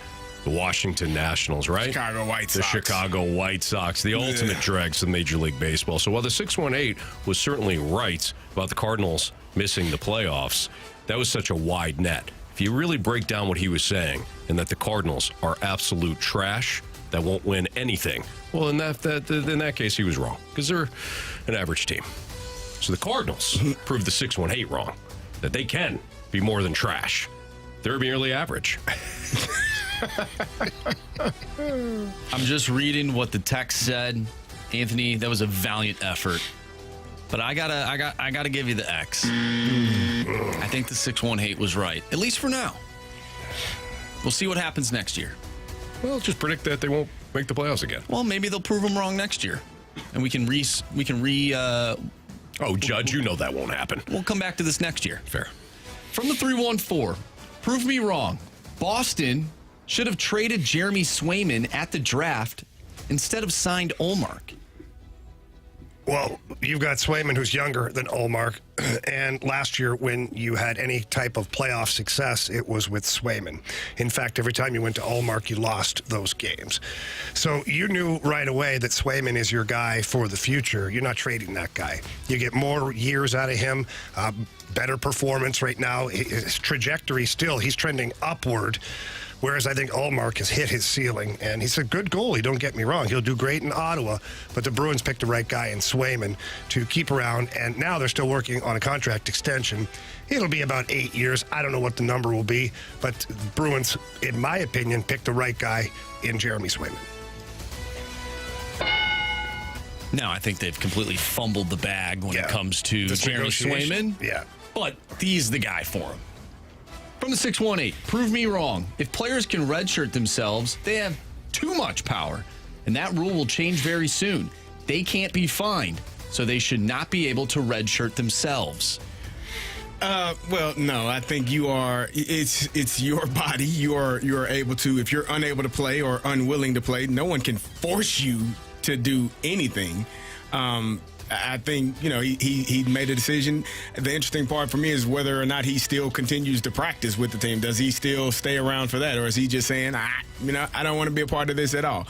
So, no, you can't force someone to play because you're upset about the money that they're not receiving or the money that they are receiving. That doesn't seem right or seem fair. So, a player wants the red shirt and doesn't want to play for that team, that organization, they shouldn't have to. Not going to disagree with the guy that played football. Thank you. Nice job. Appreciate it. Last one here from the 620. This is the stupidest skit I've ever heard. Prove this guy wrong. Well, listen, when it comes to dumb skits, all you have to do is listen to our 5 o'clock hour where we're completely off the rails. Some have said, and I'll read some of the quotes, "Are you guys high? What kind of drugs did you have today?" Dipping into the cough syrup a little early today, guys. These are all texts from the 5 o'clock hour, okay? So if you want really dumb skits, because you're a bit of a Diamondback, listen to the 5 o'clock hour. Although not today, we're off at No, you can listen. You can listen at the 5 o'clock hour. I'm just saying, we're off. The 6 to it. Nah, you shouldn't have said it. Nah, this is the dumbest skit he's ever heard. I mean, what are we doing here, huh? Okay. Yeah, I think that's, you know what, I'm going to be polite. My mom said, if you don't have anything nice to say, don't say anything at all. My mother said, go ahead and say it. This guy's a Diamondback. All righty. You did it. I was thinking it. We know what Mama Rivers would say. Oh yeah. Go fast. Go fast on yourself. Yeah. Gator from the Snake Pit says, love the 5 o'clock hour. Gator gets it. See, Billy Idol gets it. Why can't this guy?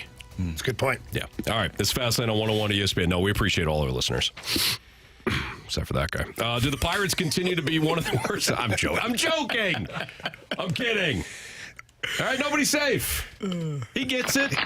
He's listening to our show right now. He's criticizing us. Nobody's safe, so we got to give it back to him hard. You know what I mean, Jay? Yeah, I do. Yeah. Do the Pirates continue to be one of the worst-run organizations in baseball? Answers yes. We'll explain why next on 101 ESPN.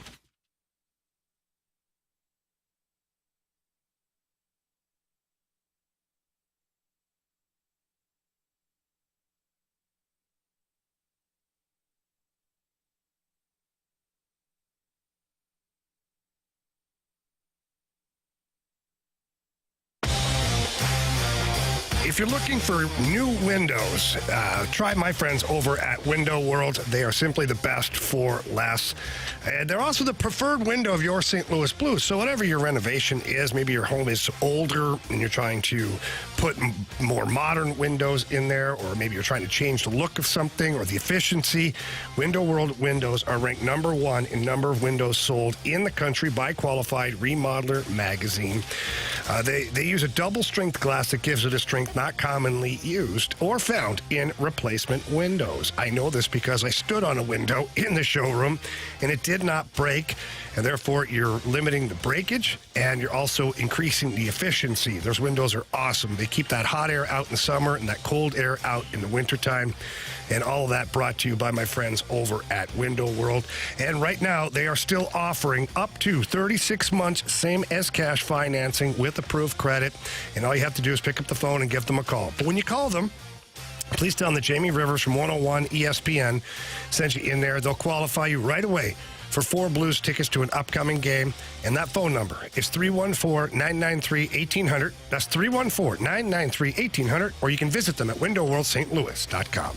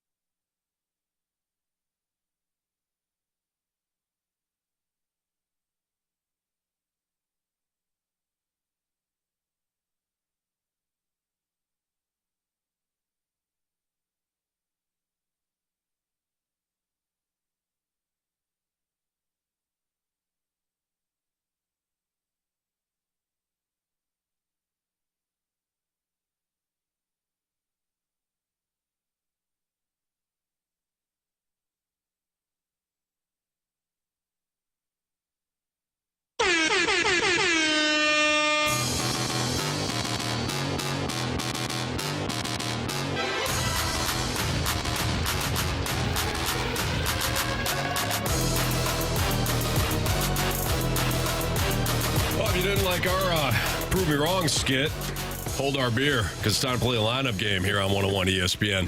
Cardinals get it going again tonight against the Colorado Rockies. Your pitching matchup, Carey, is Eric Fetty versus Austin Gomber. Oh, boy. The same Austin Gomber you shipped to Colorado as in a package for Nolan Arenado. That Austin Gomber, who is a left-hander. So, boys, with the lefty on the bump, do we switch things up, especially after Masyn Winn homered? I think he should be benched. Yeah, I agree. He got a double, too. He's out there just chilling off. Yeah, guys. He's tuckered out. Yeah, show us Masyn Winn. I'm watching the Futures game, and this thing's all over Instagram. It's like, this guy threw a ball 100 across the. That's awesome, but like, how many throwing errors does he have? Shut up! All right, Jamie. I don't know. Oh, man. They have messed around in this spot They before. really have. Hey, I don't think it's Burley. they don't believe he can hit lefties. I don't know. What's he going to go with, though? Because Luke and Baker, who we've seen here before against lefties, he is on the paternity list. Could be Herrera.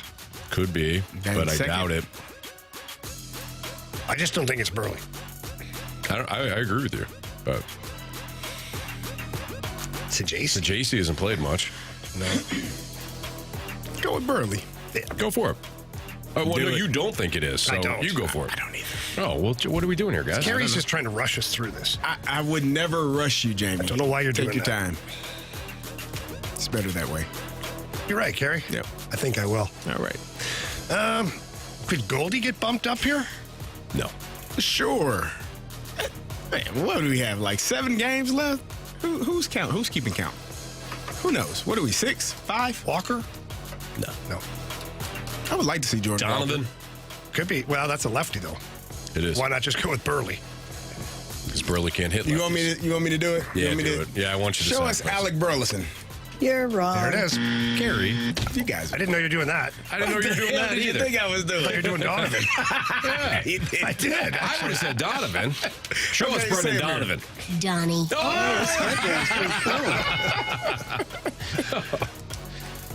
That was awesome. Now, does he go back to Burley here in the 3-hole, or is it Goldie? No, it's Goldie. All right. Show us. Paul Goldschmidt. Gold! Rich with gold! Gold! Show us Nolan Arenado. He's a Gold Glove winner and perennial All-Star. Oh, listen to Mr. Gold Glove over here. Come on. All right, now this could be Herrera. I don't know if he's playing back-to-back games, but I like it. Go for it. show us Ivan Herrera. I'm just going to say this right now. I think Ivan Herrera is going to hit a home run right here. Oh. Marsh just literally called that at Ballpark Village. had a vision. That's my favorite part, by the way. Marshy had a vision. Marshy had a vision. That's awesome. You sound like you were preaching there. I was excited. Whatever you're selling, I'm buying. Thank you. Man, we had so much fun that day. We did. We had so much Back when the high Cardinals- hope, yeah, high we thought the hopes Cardinals and were gonna be good. excitement. Where the hell was I that day? Where were you that day? Yeah, you weren't there. Yeah. Did the Blues have a game? They might have had a game. In April? Yeah. Yeah. Yeah, because I don't remember even going downtown. No, you weren't there. No, it was me, Carey, and Taking Marshy. a day off? No, I would have never taken that. I love that. I love opening day. That's fun. You must have had a Blues The game. Blues had Yeah. a game. All right. Yeah. All right. So that was Herrera. So Jordan Walker? yes. I like that. Show us Jordan Walker. What's his angle? What angle? Launch! Launching now. All right. Now, This has got to be Newt. No. no, There it I would is. think Sajasi. You think Donnie is playing left field? Yeah, I think you're right. But I don't think they're going to have Newt in the lineup today. Why do they keep Are they going to have Victor Scott and Siani? Why would they do that? I would do that. Wow. I know, but Big ballpark. you're not. Big outfield. It plays much bigger than you think.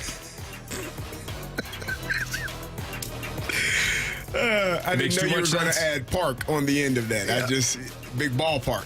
I'm like, Yeah. Big ball park. there you go. Yeah. Yeah. Okay. Show us Thomas to JC. It's like Thompson tank engine always says. You like baseball? All right. So this has got to be Paez. No, we got Herrera again. Well, no, Herrera could be guys, DH. Guys, I hear you. He could be DH.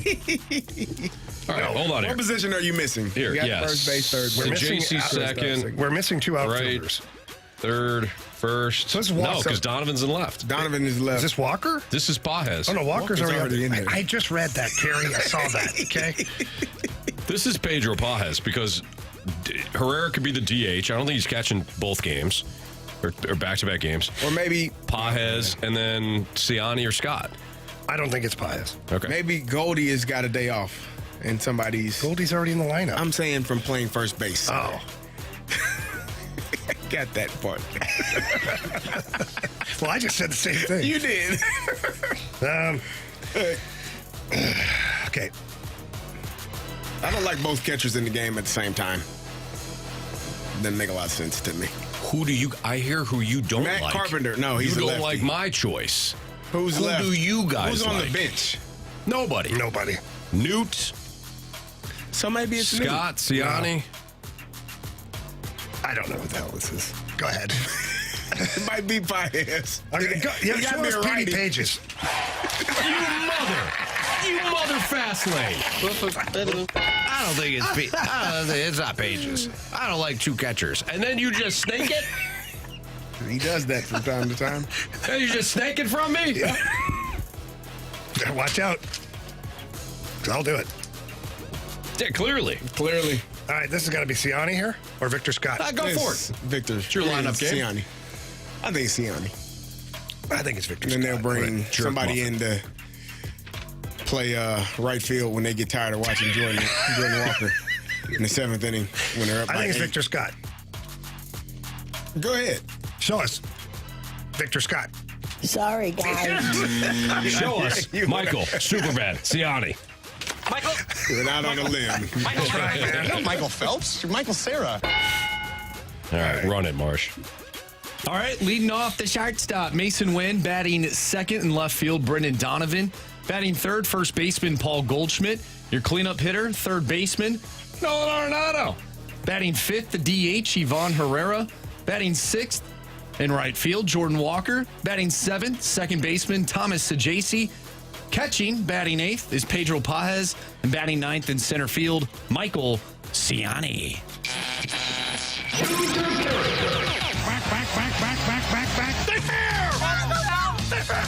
Go foul, go foul! I don't believe what I just saw. Home run. All right, Marshy. I'm going to go with the guy that has a home run against Austin Gomber, and that is Arenado. Give me Arenado tonight. We are running out of time here. Give me Ivan Herrera. You know what? Give me Matt Carpenter off the bench. Came in and got him a hit yesterday. We'll get one lifted up a little bit. Get out of there.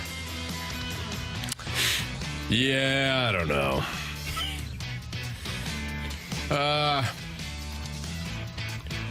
Give me Alec Burleson. You all right? Yeah, it was a. The hell? Were you flagging us down? Where were you at? You don't see that? Sound like he was clapping. I was trying to catch it. Carey Davis. There you go. All right. All right. Crack is whack, Carey. You know? My man's seeing stuff now. He's waving at things that ain't there. Listen, now the truth is, sometimes I do see spots. I got the floaters, too. Every now and then, I do see spots. But that was actually a net, I believe. There are times I think there's something like over here, and I'm trying to find. I'm going to keep turning my head in a circle, and it's just the little floaters from. It was a net. There was one flying around the board. I see it. I see it now. I'm not crazy. No. There it is. It's right next to Jamie now. See? Yeah. No, wait. So I tried to not be too loud, and then it became really awkward because I knew if I was like, you were soft clapping. I was trying to keep it quiet, but clearly it didn't work. Thank you, Flipper. All right. Okay, we got the Gauntlet next on 101 ESPN.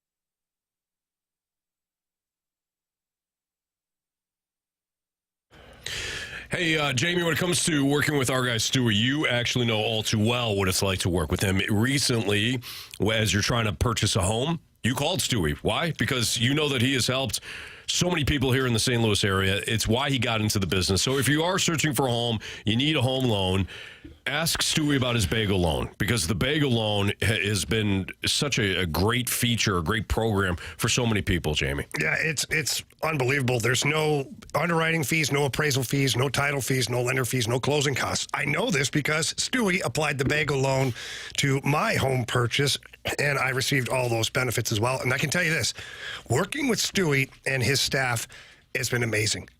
It can be so frustrating and scary to purchase a home, but Stewie, they map it out for you, send you the email, tell you exactly how things are going to go. They keep you updated. It's been awesome. And he managed to, with that former program he had, cut it a 0.5 percentage point on the interest rate. So Stewie really is the best out there. Give him a call on his personal cell phone and ask him anything, and certainly he'll come up with a great answer for you, or he'll find the answer and help you out. That cell phone number is 314-324-4440. Again, that number is 314-324-4440.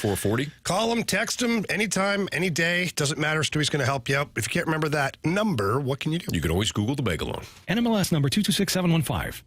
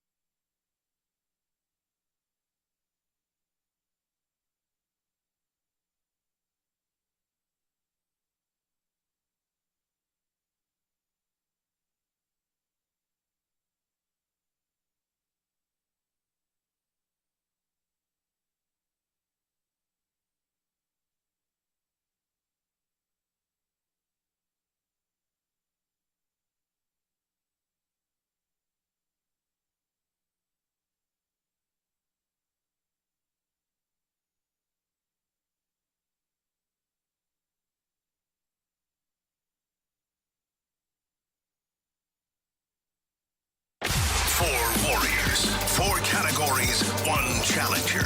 Can you survive the Gauntlet? Brought to you by Blue Note Roofing. Roofing, siding, and gutters. Call 314-920-5713 now for a free inspection.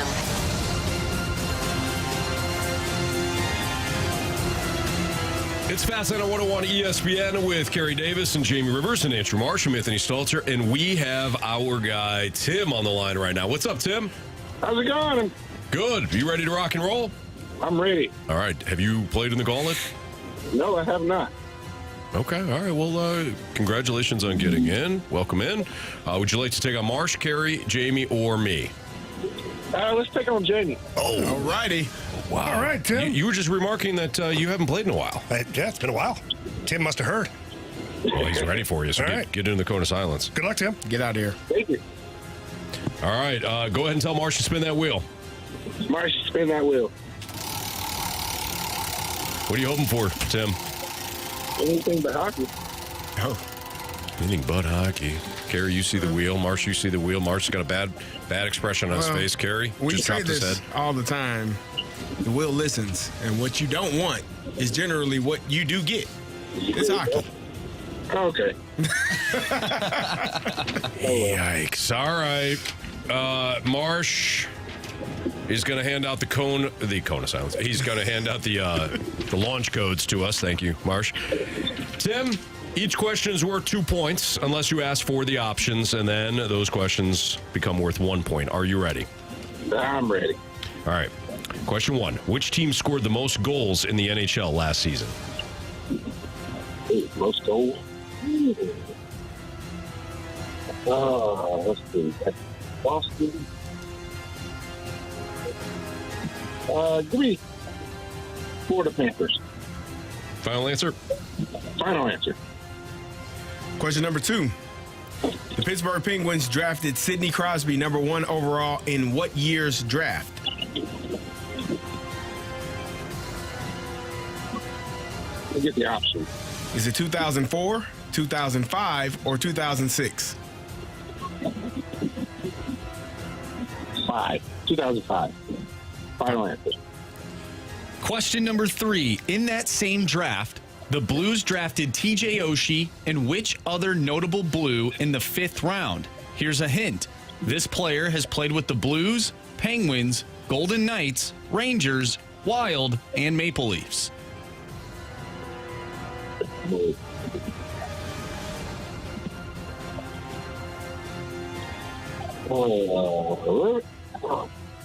Options, please. Options are Ian Cole, Ryan Reeves, or Carlo Koliakovo. Ryan Reeves, yep. Final answer? Final answer. All right, Tim, final question. In their inaugural season, who was the Vegas Golden Knights' leading goal scorer?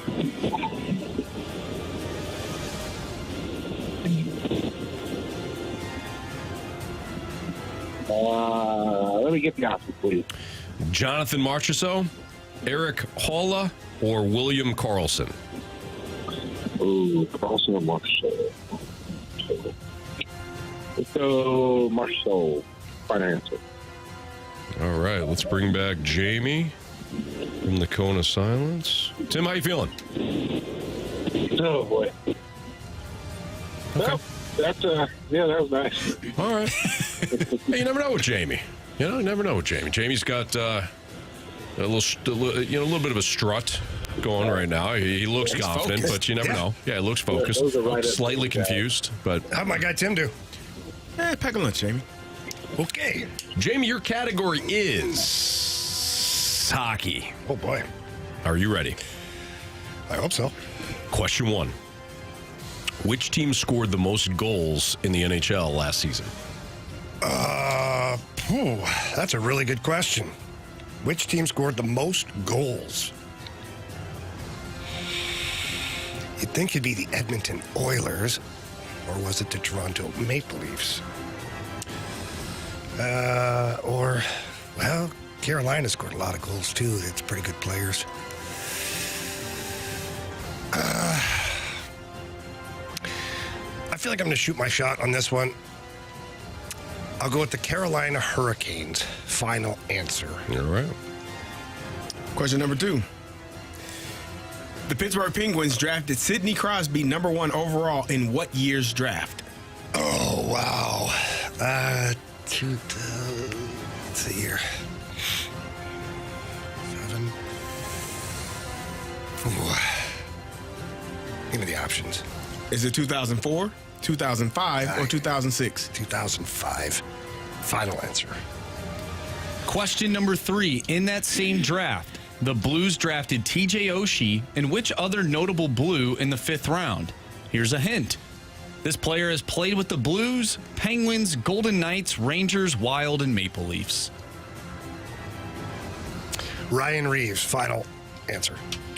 Final question, Jamie. In their inaugural season, who was the Vegas Golden Knights' leading goal scorer? It was William Karlsson. Final answer. Wild Bill, they called him. Interesting that you said that, despite not using the options. We'll see if it comes back to haunt you. Good. Here we go. And here we go. Which team scored the most goals in the NHL last season? Tim, without the options, you said the Florida Panthers. Jamie, without the options, you said the Carolina Hurricanes. Your options, the Edmonton Oilers, the Toronto Maple Leafs, and the Colorado Avalanche. Oh, damn it. Correct answer is Colorado Avalanche. the Colorado Avalanche. Yep. I forgot about them. 0-0 tie. The Pittsburgh Penguins drafted Sid the Kid Crosby, number 1 overall, in what year's draft? Tim, you said 2005. Jamie, you said 2005. Correct answer is? It is 2005. But both of you took the options. Wow. 1-1 tie. In that same draft, the Blues drafted TJ Oshie and which other notable Blue in the 5th round? Your hint was this player has played with the Blues, Penguins, Golden Knights, Rangers, Wild, and the Maple Leafs. You might think Jamie Rivers. It wasn't. No. He never played for the Wild. That's right. Tim, you said Ryan Reeves. Jamie, you said Ryan Reeves. Correct answer is Ryan Reeves. But Jamie did not need the options. So Jamie has a 3-2 lead over Tim. In their inaugural season, who was the Vegas Golden Knights' leading goal scorer? Jamie, without the options, said William Karlsson. With the options, Tim said Jonathan Marchessault. If Tim's right, we got a walk-off. If Jamie's right, decided victory for Jamie today. It's goal scorer, right? Not points. Leading goal scorer. Okay. I'm good. Continue. Well, we'll find out. Tim? You have chosen poorly. No, you're good. Yeah.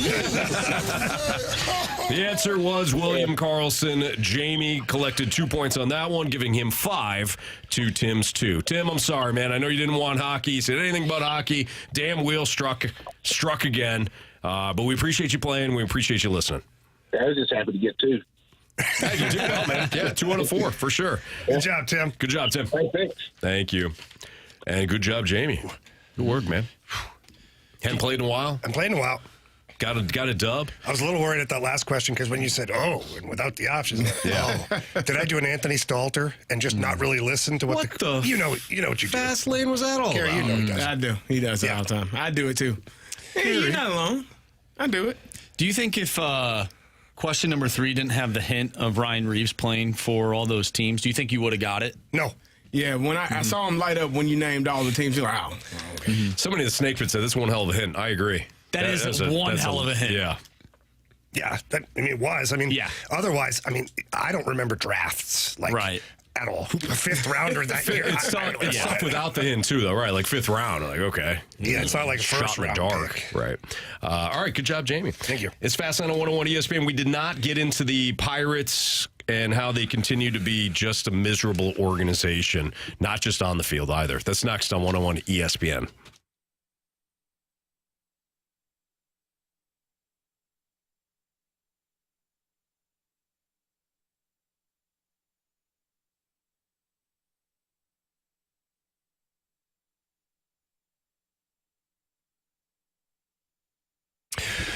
With over 2 decades of family ownership and operation, E&B Granite is St. Louis's trusted name in renovations, especially when it comes to your kitchen, your bathroom, and your outdoor living spaces. E&B Granite, they offer an extensive selection of custom countertops, cabinets, and flooring, and they cater to all different tastes. There's a variety of different colors, patterns, styles. All of it is guaranteed to bring life to your home. They're backed by a team of skilled professional fabricators, installers, and in-house design staff. E&B Granite ensures top-notch craftsmanship, personalized service, and prices you won't find with those big box stores. For those seeking excellence in home renovation, support local and schedule free consultation by visiting E&B Granite in person, 6135 Manchester Avenue, or give them a call, book an appointment. That number is 314-645-9300. Again, 314-645-9300, and you can always visit them at enbgranite.com.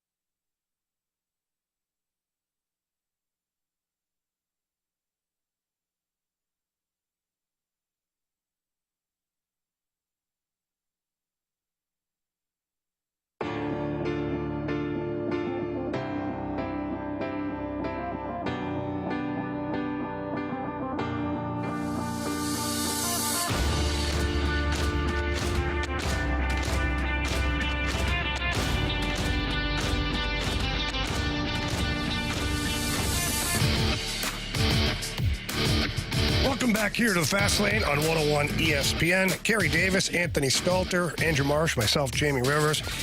Carey, there was a story today making the rounds in Major League Baseball, and not a good one. The Pittsburgh Pirates, who had an okay season for the Pittsburgh Pirates, they have probably the best young player in all of baseball in Paul Skeens. Mm-hmm. So a lot of attention to that team because of said player. But today, a little bit of bad publicity. Do tell. Yeah, Pittsburgh Pirates, by the way, a Major League Baseball team that is making millions of dollars yearly. And if they don't make money, guess what? The other owners pay them so that they don't lose money. Revenue sharing. Revenue sharing, yeah. Well, the Pittsburgh Pirates did something to a veteran player, and it's pretty unacceptable. Huh. So Jeff Passan was on the Pat McAfee show, and he discussed this with Pat McAfee about what happened with Rowdy Tellez. I think the important point here is not to focus on how the Pirates screwed Rowdy Tellez out of $200,000. It's to look at the Pirates and to look at Bob Nutting and to ask, why is Rowdy Tellez your first baseman in the first place? Why aren't you going out and getting better players? Why don't you sign Christian Walker or Pete Alonso or someone this winter to go and be a part of the core of that lineup long term? Why are you always playing for short term with little money? Why do you have an $86 million payroll to open the season when the rest of the sport at the top has $300+ million? How do you continue to exist as a Major League Baseball owner who theoretically wants to win a championship and do so pinching pennies? This is what happens. This, Pat, is the consequence of ownership that does not treat things seriously. Yeah, so that was Jeff Passan on the Pat McAfee show. And what he's talking about there is Rowdy Tellez was signed by the Pirates. Rowdy Tellez is not an all-star player. Right. He's bounced around a little bit. He's kind of one of those guys where you want to get a player? Yeah, we'll get Rowdy Tellez. He's fine. Yeah, he's fine. Not going to hurt us. Not going to really whatever. He's fine. He's a good player. He's a good fill-in. Yeah, and good power. Part of his contract, they had a slew of performance bonuses. 99% of them that were completely unachievable. Like one was World Series MVP. Yeah, well, that's funny. That's funny. Right. But the one bonus that was totally achievable was 425 plate appearances. And his bonus would be $200,000. Yeah. $200,000. That's a big number, but for a baseball team with millions and millions, hundreds of millions of dollars that they maneuver all the time, $200,000 to drop in the bucket. Sure. So what did the Pirates do? They DFA'd Rowdy Tellez. That's ridiculous. He had 421 plate appearances. He would have hit that bonus probably in this next series. Yep. They DFA'd him just so they wouldn't have to pay him the $200,000. That's awful. It's absolutely awful. And for me, you know, when you read stuff like that, this is why I never, and when I say never, I mean never, listen to fans when they say the players should just play, do what's right for the team. The hell with that. Because teams will do things like this. They will prevent you from receiving the money that you have earned. Rowdy Tellez right now, third on the team in games played, third in RBIs, fourth in hits on the team. It's not like he was hurt. It's not like he was injured or not performing well. Your team is not great. And this guy is third or fourth best player, third or fourth best hitter on your team, and you're telling me you're going to DFA him so he doesn't get 4 more hits so you don't have to shell out $200,000? If I'm the MLBPA, which I'm sure they are going to look into this because there has to be something that is done because this is intentional. It's not based off of poor play. It's not based. It's solely to save money for someone that you really didn't think you were going to have to meet that mark anyways. Like you never thought he was going to get to that many plate appearances. All right, we'll throw it in there. He wants it, whatever. And now you're realizing, oh crap, we're right here, and one more game. 1 or 2 more games, and more than likely, we're done. So I think it's ridiculous. I think it's unfair. And this is why, again, when I hear people say players should just shut up and play, you have no clue what the hell you're talking about because these types of things happen all the time. It happened to one of my teammates who was 7 yards from a $100,000 bonus. Guess what? We're going to put the other running back in. Yeah, you're not going to play anymore. Excuse me? The hell I bet you I am for an extra $100K, and I only need 7 to 10 yards. And I told him, I said, man, I'll come out. You go. You go get it. Because that's what teams do to prevent players from making their money. It's ridiculous, it's unfair, and it's really uncalled for. So that's what bad teams do. Right. Because I've got a couple stories of my own. My very first contract with the Blues, part of my contract was a games played bonus. Like every 25, 50, 75, up to like 200 games. It was the first like 3 years of my contract. Yeah. And we were going into the last game of the season, or the last weekend of the season, and I was 2 games short of my bonus. And I was starting to sit a little bit because we're heading into the playoffs. I'm just a young guy, whatever. Well, Mark Bergevin, who was my teammate, like, guys talk. Mm-hmm. And so people knew that I was a couple of games short. Yep. Well, all of a sudden, Bergie mysteriously has a pulled groin. Can't go. And I didn't think anything of it, right? And then as we're coming off the ice after the second game where I got my bonus, Bergie's sitting there, and he goes, there you go, kid. You got your bonus. That's awesome. And I found out, like, he wasn't really hurt. Yeah. He just said, I got a pulled groin. Last 2 games, there was no implications for the playoffs or like anything like that. He wanted to see me get my games played bonus. Jeez. One step further is when I'm with the Red Wings, I had 50 games was my bonus, and I was 49 games. We're heading into the last game of the season, but everybody's healthy. Everybody's healthy. And so we're doing the line rushes for like morning skate. I'm like the odd guy out. I'm like, okay, I get it. I mean, you got Darian Hatcher, Nick Lidstrom, Chelios, Schneider. You got all your aces are back. And so I was like, okay, I'm going to miss this bonus by a game. It is what it is. I got to be a Detroit Red Wing. I'm happy with this. Well, as we're going off the ice, Dave Lewis kind of hooks me with his stick. He's the head coach at that time. Dave Lewis, he pulls me back and he goes, you didn't think we're going to screw you on your bonus, did you? And I was like, what? He goes, I know about the bonus. He goes, we did that to mess with you. That's awesome. You're going tonight. You're going to play with Hatch. That's incredible. But that was the organization, like the Red Wings themselves. They do it right. They do it right. Yeah. So that's why when I see things like this with Rowdy Tellez, it's such a bad look. Mm-hmm. Like, Carey, the Pittsburgh Steelers have a phenomenal reputation. Yeah. The Pittsburgh Penguins, under the ownership that they've had now for a long time, which includes Mario Lemieux, have a phenomenal reputation. How the hell are the Pirates allowed to exist in company with those 2 teams and in a city where people are like sports crazy? Yeah. I don't know. It's unfortunate, and it's unfortunate for him. And I don't know, again, the MLBPA, I'm sure they have, in my opinion, the best players association of all 4 of the major sports. I would be surprised if they didn't try to figure out a way. Now, they can, I'm sure the Pirates will say, well, he hasn't been hitting well his last couple of weeks. Okay. DFA him, though? You just put him on the bench. You could put him on the bench, and he could find a way to get those for plate appearances and get that money. But it's really unfortunate. I think it's terrible. He's landing a plane over there. I don't know what he was doing. Marsh and I, we got to do signals We're doing sometimes hand signals. to talk about the show, okay? I didn't say anything. Jamie was trying to figure out what was going on because he looked to you because we don't look at you. We just look in your direction. Yeah. Appreciate it. Rule number 5, I think. Well, I thought he was moving around because he wanted to say something. No, he was flagging Marsh down. He was doing this. Flagging Marsh down. I thought he was telling me to cut it off, stop talking, and let him get. He has been known to do that. Stop! You need to stop now. I got things to do. And you know what the signal is for that. It's a flag in the NFL now. Okay, you know what the signal is for that. Well, actually, if Anthony just wanted to do that, he would tell me, hey, Marsh, cut his mic. Can you go ahead and cut his mic real quick? Well, the mic's down? Yeah. Mics are down. And then we start talking about things that, when the mics are down. Exactly. Yeah, absolutely. Or like we just cut their mics, Marsh, and then we're like, oh, we'll have to get the engineer to figure it out.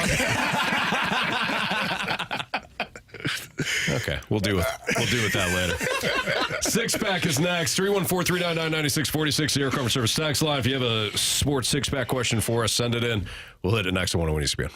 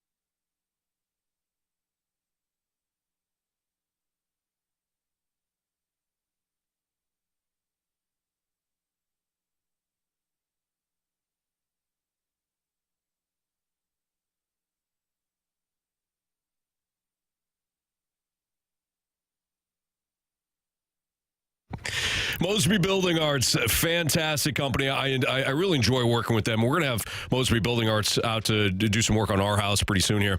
But the thing about Mosby Building Arts, I always say they're the right remodeling company.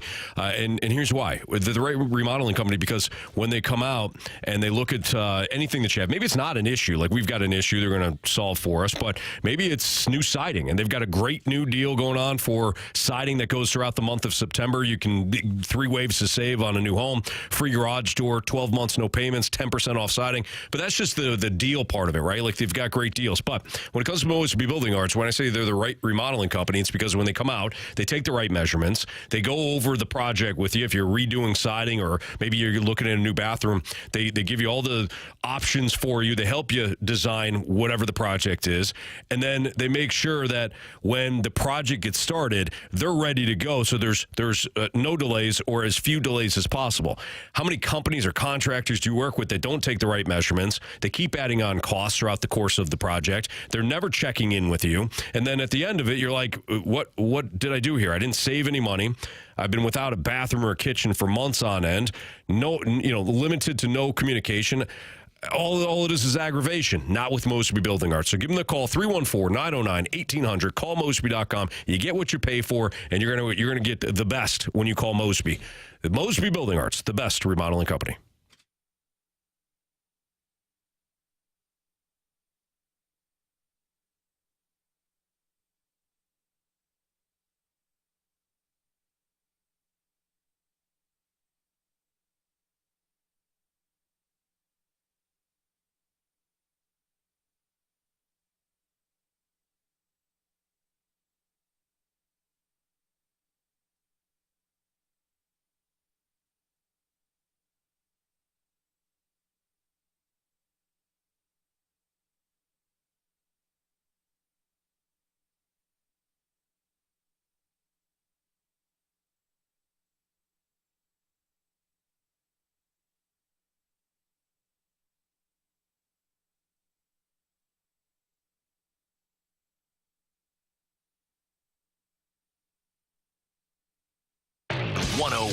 ESPN Sports Center.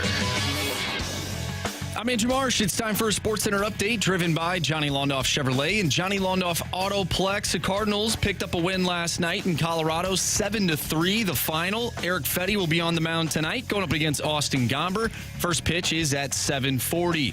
We talked earlier with Brad Thompson. If you missed that interview, make sure you go to 101ESPN.com or check out the free 101 mobile app. Just head to the podcast page. You'll find all of our interviews and full shows there. And it's all brought to you by Dobbs Tire and Auto Centers.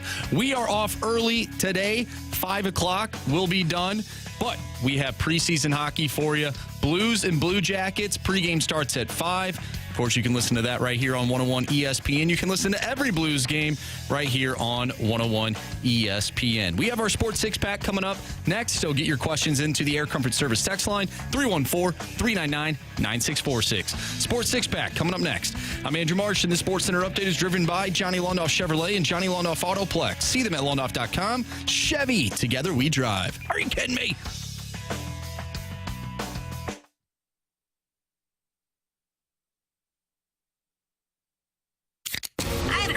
It's time for the Fast Lane to answer your sports questions. I want to ask you a bunch of questions, and I want to have them answered immediately. Asking me all these weird questions. Answer the question. Answer the question. Answer me! The Sports Six-Pack is brought to you by Paramount Men's Medical Center. Suffering from ED or PE? Your first treatment is free at ParamountMen'sMedical.com.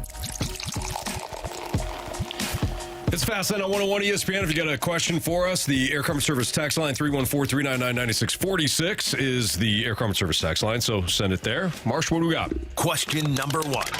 From the 314, does Masyn Winn remind you of Joe Morgan, the toy cannon with surprising power for his size? I think Winn will be a regular 20-plus homer guy. He has 15 now in his first full season. Yeah,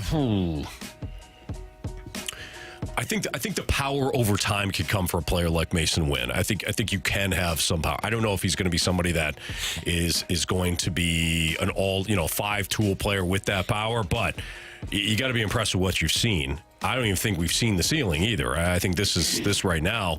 I don't want to call it the floor because this is pretty good too. But yeah, he really has set the stage for great things to come. But defensively, we know that skill is there. We know the arm, the plus arm. We know he's got plus speed. We know he's a pretty good contact hitter. Will the power eventually come? Maybe. But even if it doesn't, you got one hell of a piece at shortstop, the premier position outside of catcher on your team settled for the next 15 years. That's pretty great. Yeah, I look at it too as he's still a young man. He still has some physical maturing to do. He's not even at the point where he's at his man strength yet, and he's got 15 dingers. Would I like to see him just continue with the same approach? Yes. I don't want him to try and turn into Colton Wong, where he's trying to go yard every time. Right. You get a little confused sometimes. You get power hungry. Yep. And I think Masyn Winn, the way he talks about just driving the baseball, driving the ball, if he continues with that, I think he can be a guy that has that 15 to 20 a year. Sure. I'm definitely excited. I think he's shown done a great job so far this season, and obviously the season is pretty much wrapping up. But I'm excited what the future holds for him. I think there is more there. We're going to see more spectacular plays. It's just the level of comfort that you feel, the more years you get into getting into doing it. So he's going to get better and better every year. No doubt. Question number 2. From the 314, what do you think is more important to the rush game, the running back or the offensive line? And with this value that running backs are seeing, do you think the value on good backs will rise? It's always the offensive line. I mean, it truly, nothing is done without those big fellas up front. I tell people this all the time when I was coaching high school. People are like, I got a kid that's, he just got to the school. Cool. What position did he play? Oh, man, he looks like a running back. I don't care. Oh, he looks like a receiver. I don't care. He's 6'6", 300. Where is he at? Let me go meet this young man. Let me go talk to this young kid. He's what? Come on. What class is he in? They are at every level. It is about the offensive line, the defensive line. If you can move people against their will, I'm not saying you can put anybody at running back, but it definitely makes life a lot easier when you have a good offensive line coupled with a really good running back that can make good decisions in the backfield. So it's always going to be the offensive line for me. Yeah, Carey said it. I will say it's disrespectful, and you didn't say this at all, but it's disrespectful to say, just put anybody behind that offensive line and they'll be great.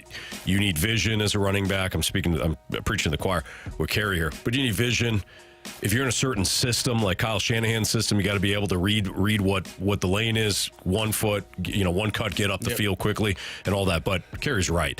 How many offensive lines where all of a sudden you look at it, the running back is not getting touched into the second level?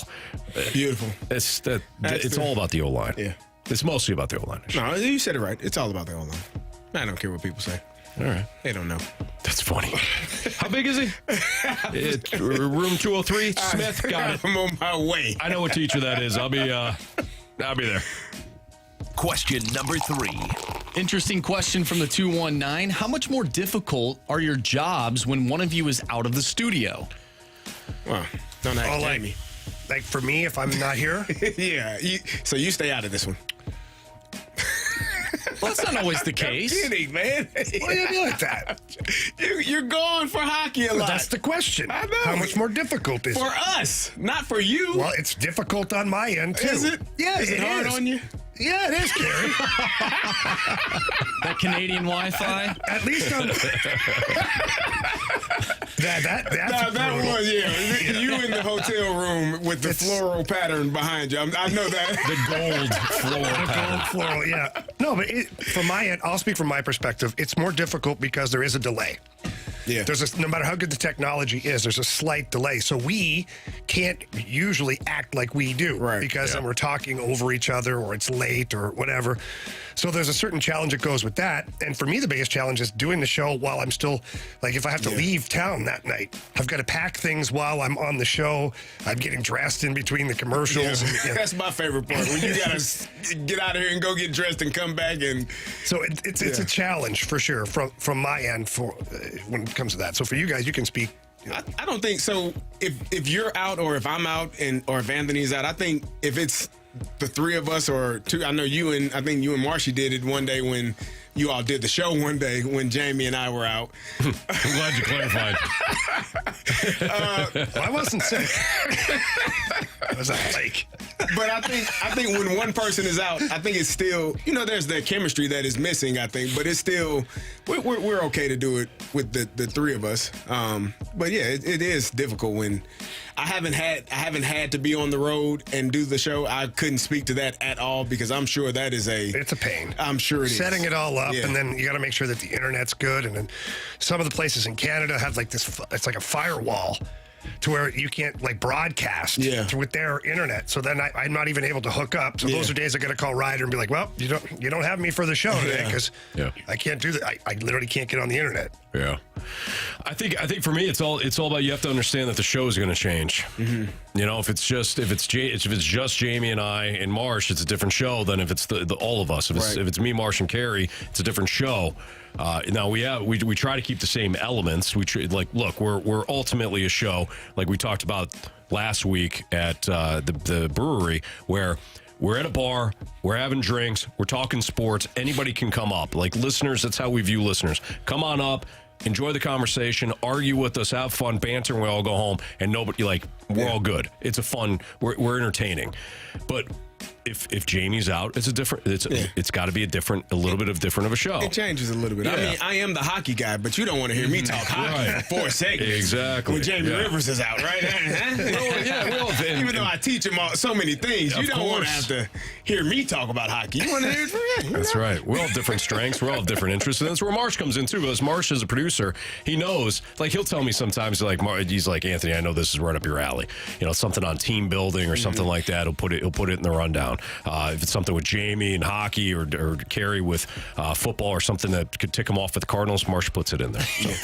So that's what a good producer does. But yeah, it's a different show. We want to be in studio together. I agree with Jamie. If he's on the road, it's different. Yeah. It's just different. It's a different vibe. We have to wait. You can't really joke around as much. Those shows tend to be a little bit more serious, a little more focused on sports. All right, we appreciate all the questions to the Sports Six Pack. You got some? How about that show when Jamie was there, but he really wasn't there? That one Monday when I came back from the lake. Oh, that was phenomenal. I kept poking the bear, too. He's like, you can do whatever you want to do. Right. That's fine. All right, we are off early tonight, so we've got Beat the Streak, Bet the Board, all the fun stuff coming up next on 101 ESPN.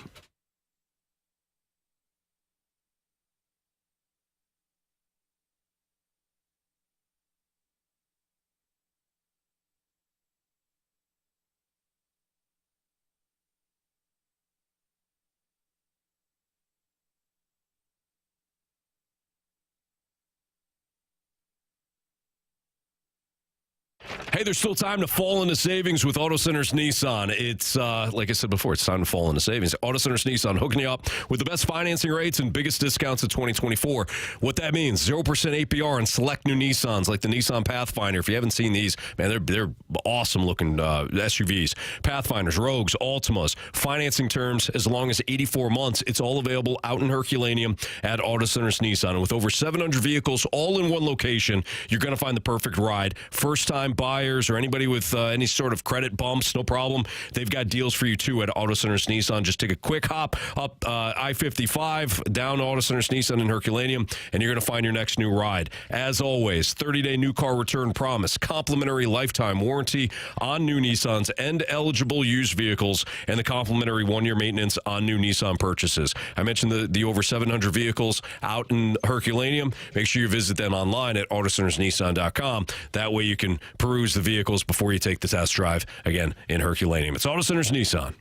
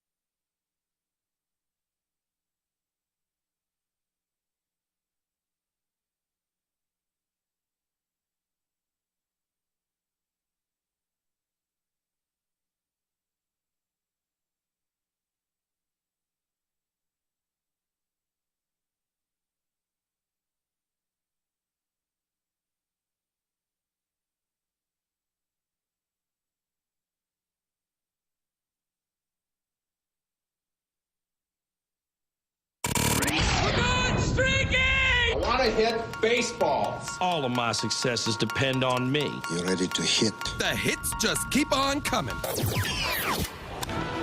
his first big league hit is a bullet up the middle.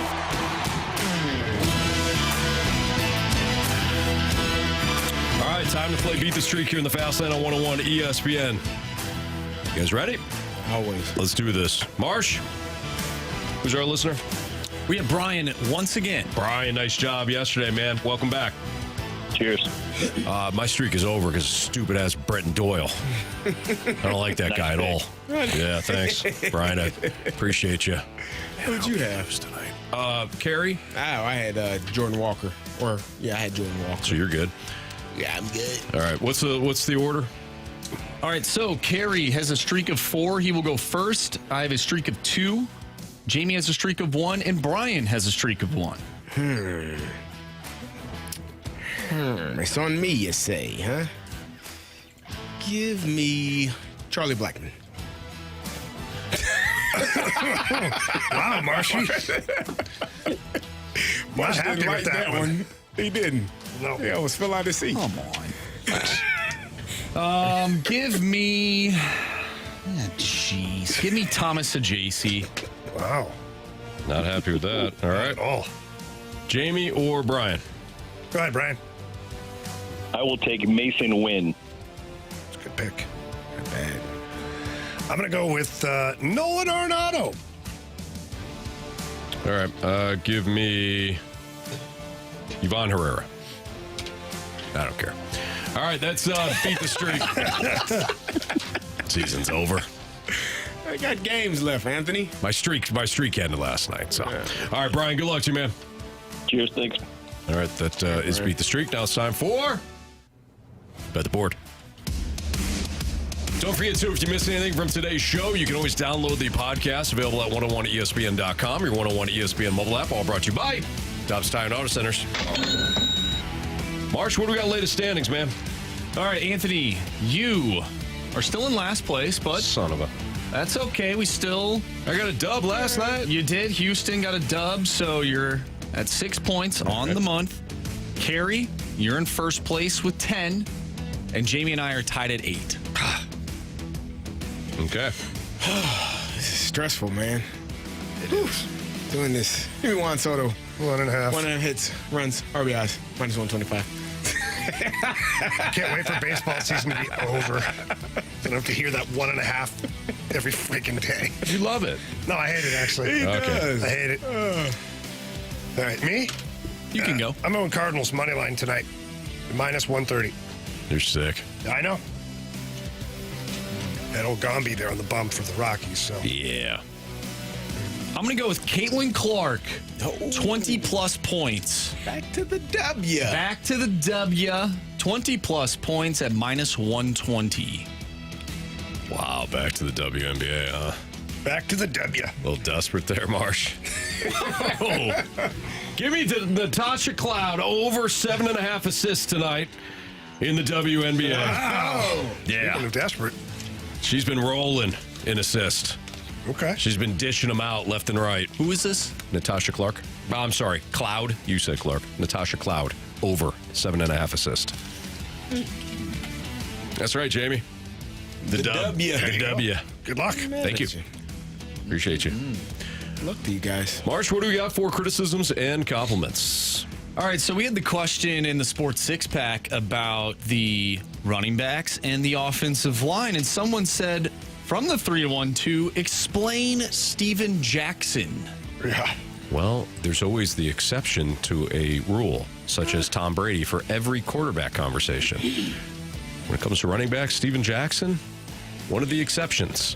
Those guys were Guy was a professional. beast. He was able to also, kind of bore his own holes and plow his way through. He's a big human being. He's a large fellow. Yeah. We get a message from Gator in the Snake Pit. Marsh is the glue that holds this show together. All right, I agree. Couldn't agree Thank more. you. Glue guy. A glue guy, that's a very important person. Absolutely. It's not the best person. It's not the worst person. One of the most important guys. One of the most important, though. Very, very important to have that glue guy. There's really no doubt about it. By the way, DLW1904 in the Snake Pit. reminds us and everybody that Freedom Friday is in 2 days. Yes. Love Freedom Friday. So if you have some topics getting them ready that you've been yelling at us about, why don't you guys talk about this? How'd you do it? Hey, Freedom Friday is your day. And we'll all be here. Yes. Yeah. That'd be like the first time in a while. 'Cause I was out last month, I believe. Anthony. I think you were. You guys are mostly out for Freedom Friday. You guys are always excited about Freedom Friday. At least one of you is out. In fact, all three of you are out one Freedom Friday. We had to do it on a Thursday. Freedom Thursday. We had a Freedom Thursday, or maybe it was a Friday the week before. I think it was a week before. It was. Unbelievable. I'm so angry. It's very angry today. We got a question. I know we only got the 3 Sports Six-Pack questions, but I thought this was really interesting. From the 314, deep down, don't you think St. Louis would have been better if the Big Reds stayed and the Blues moved instead? What do you guys think about that? If what? The Big Reds, so the St. Louis football Cardinals. If they would have stayed and the Blues would have been the team that ended up leaving. I don't agree with that. Jamie, Marsh, your thoughts? I completely disagree with that. So maybe this texter is saying because hockey has brought in so many more franchises in the time that if the Blues had left, then St. Louis more than likely would have been able to get another team. Well, St. Louis was likely to get another NFL team. They had that. They got that ripped away too, Carey. They did.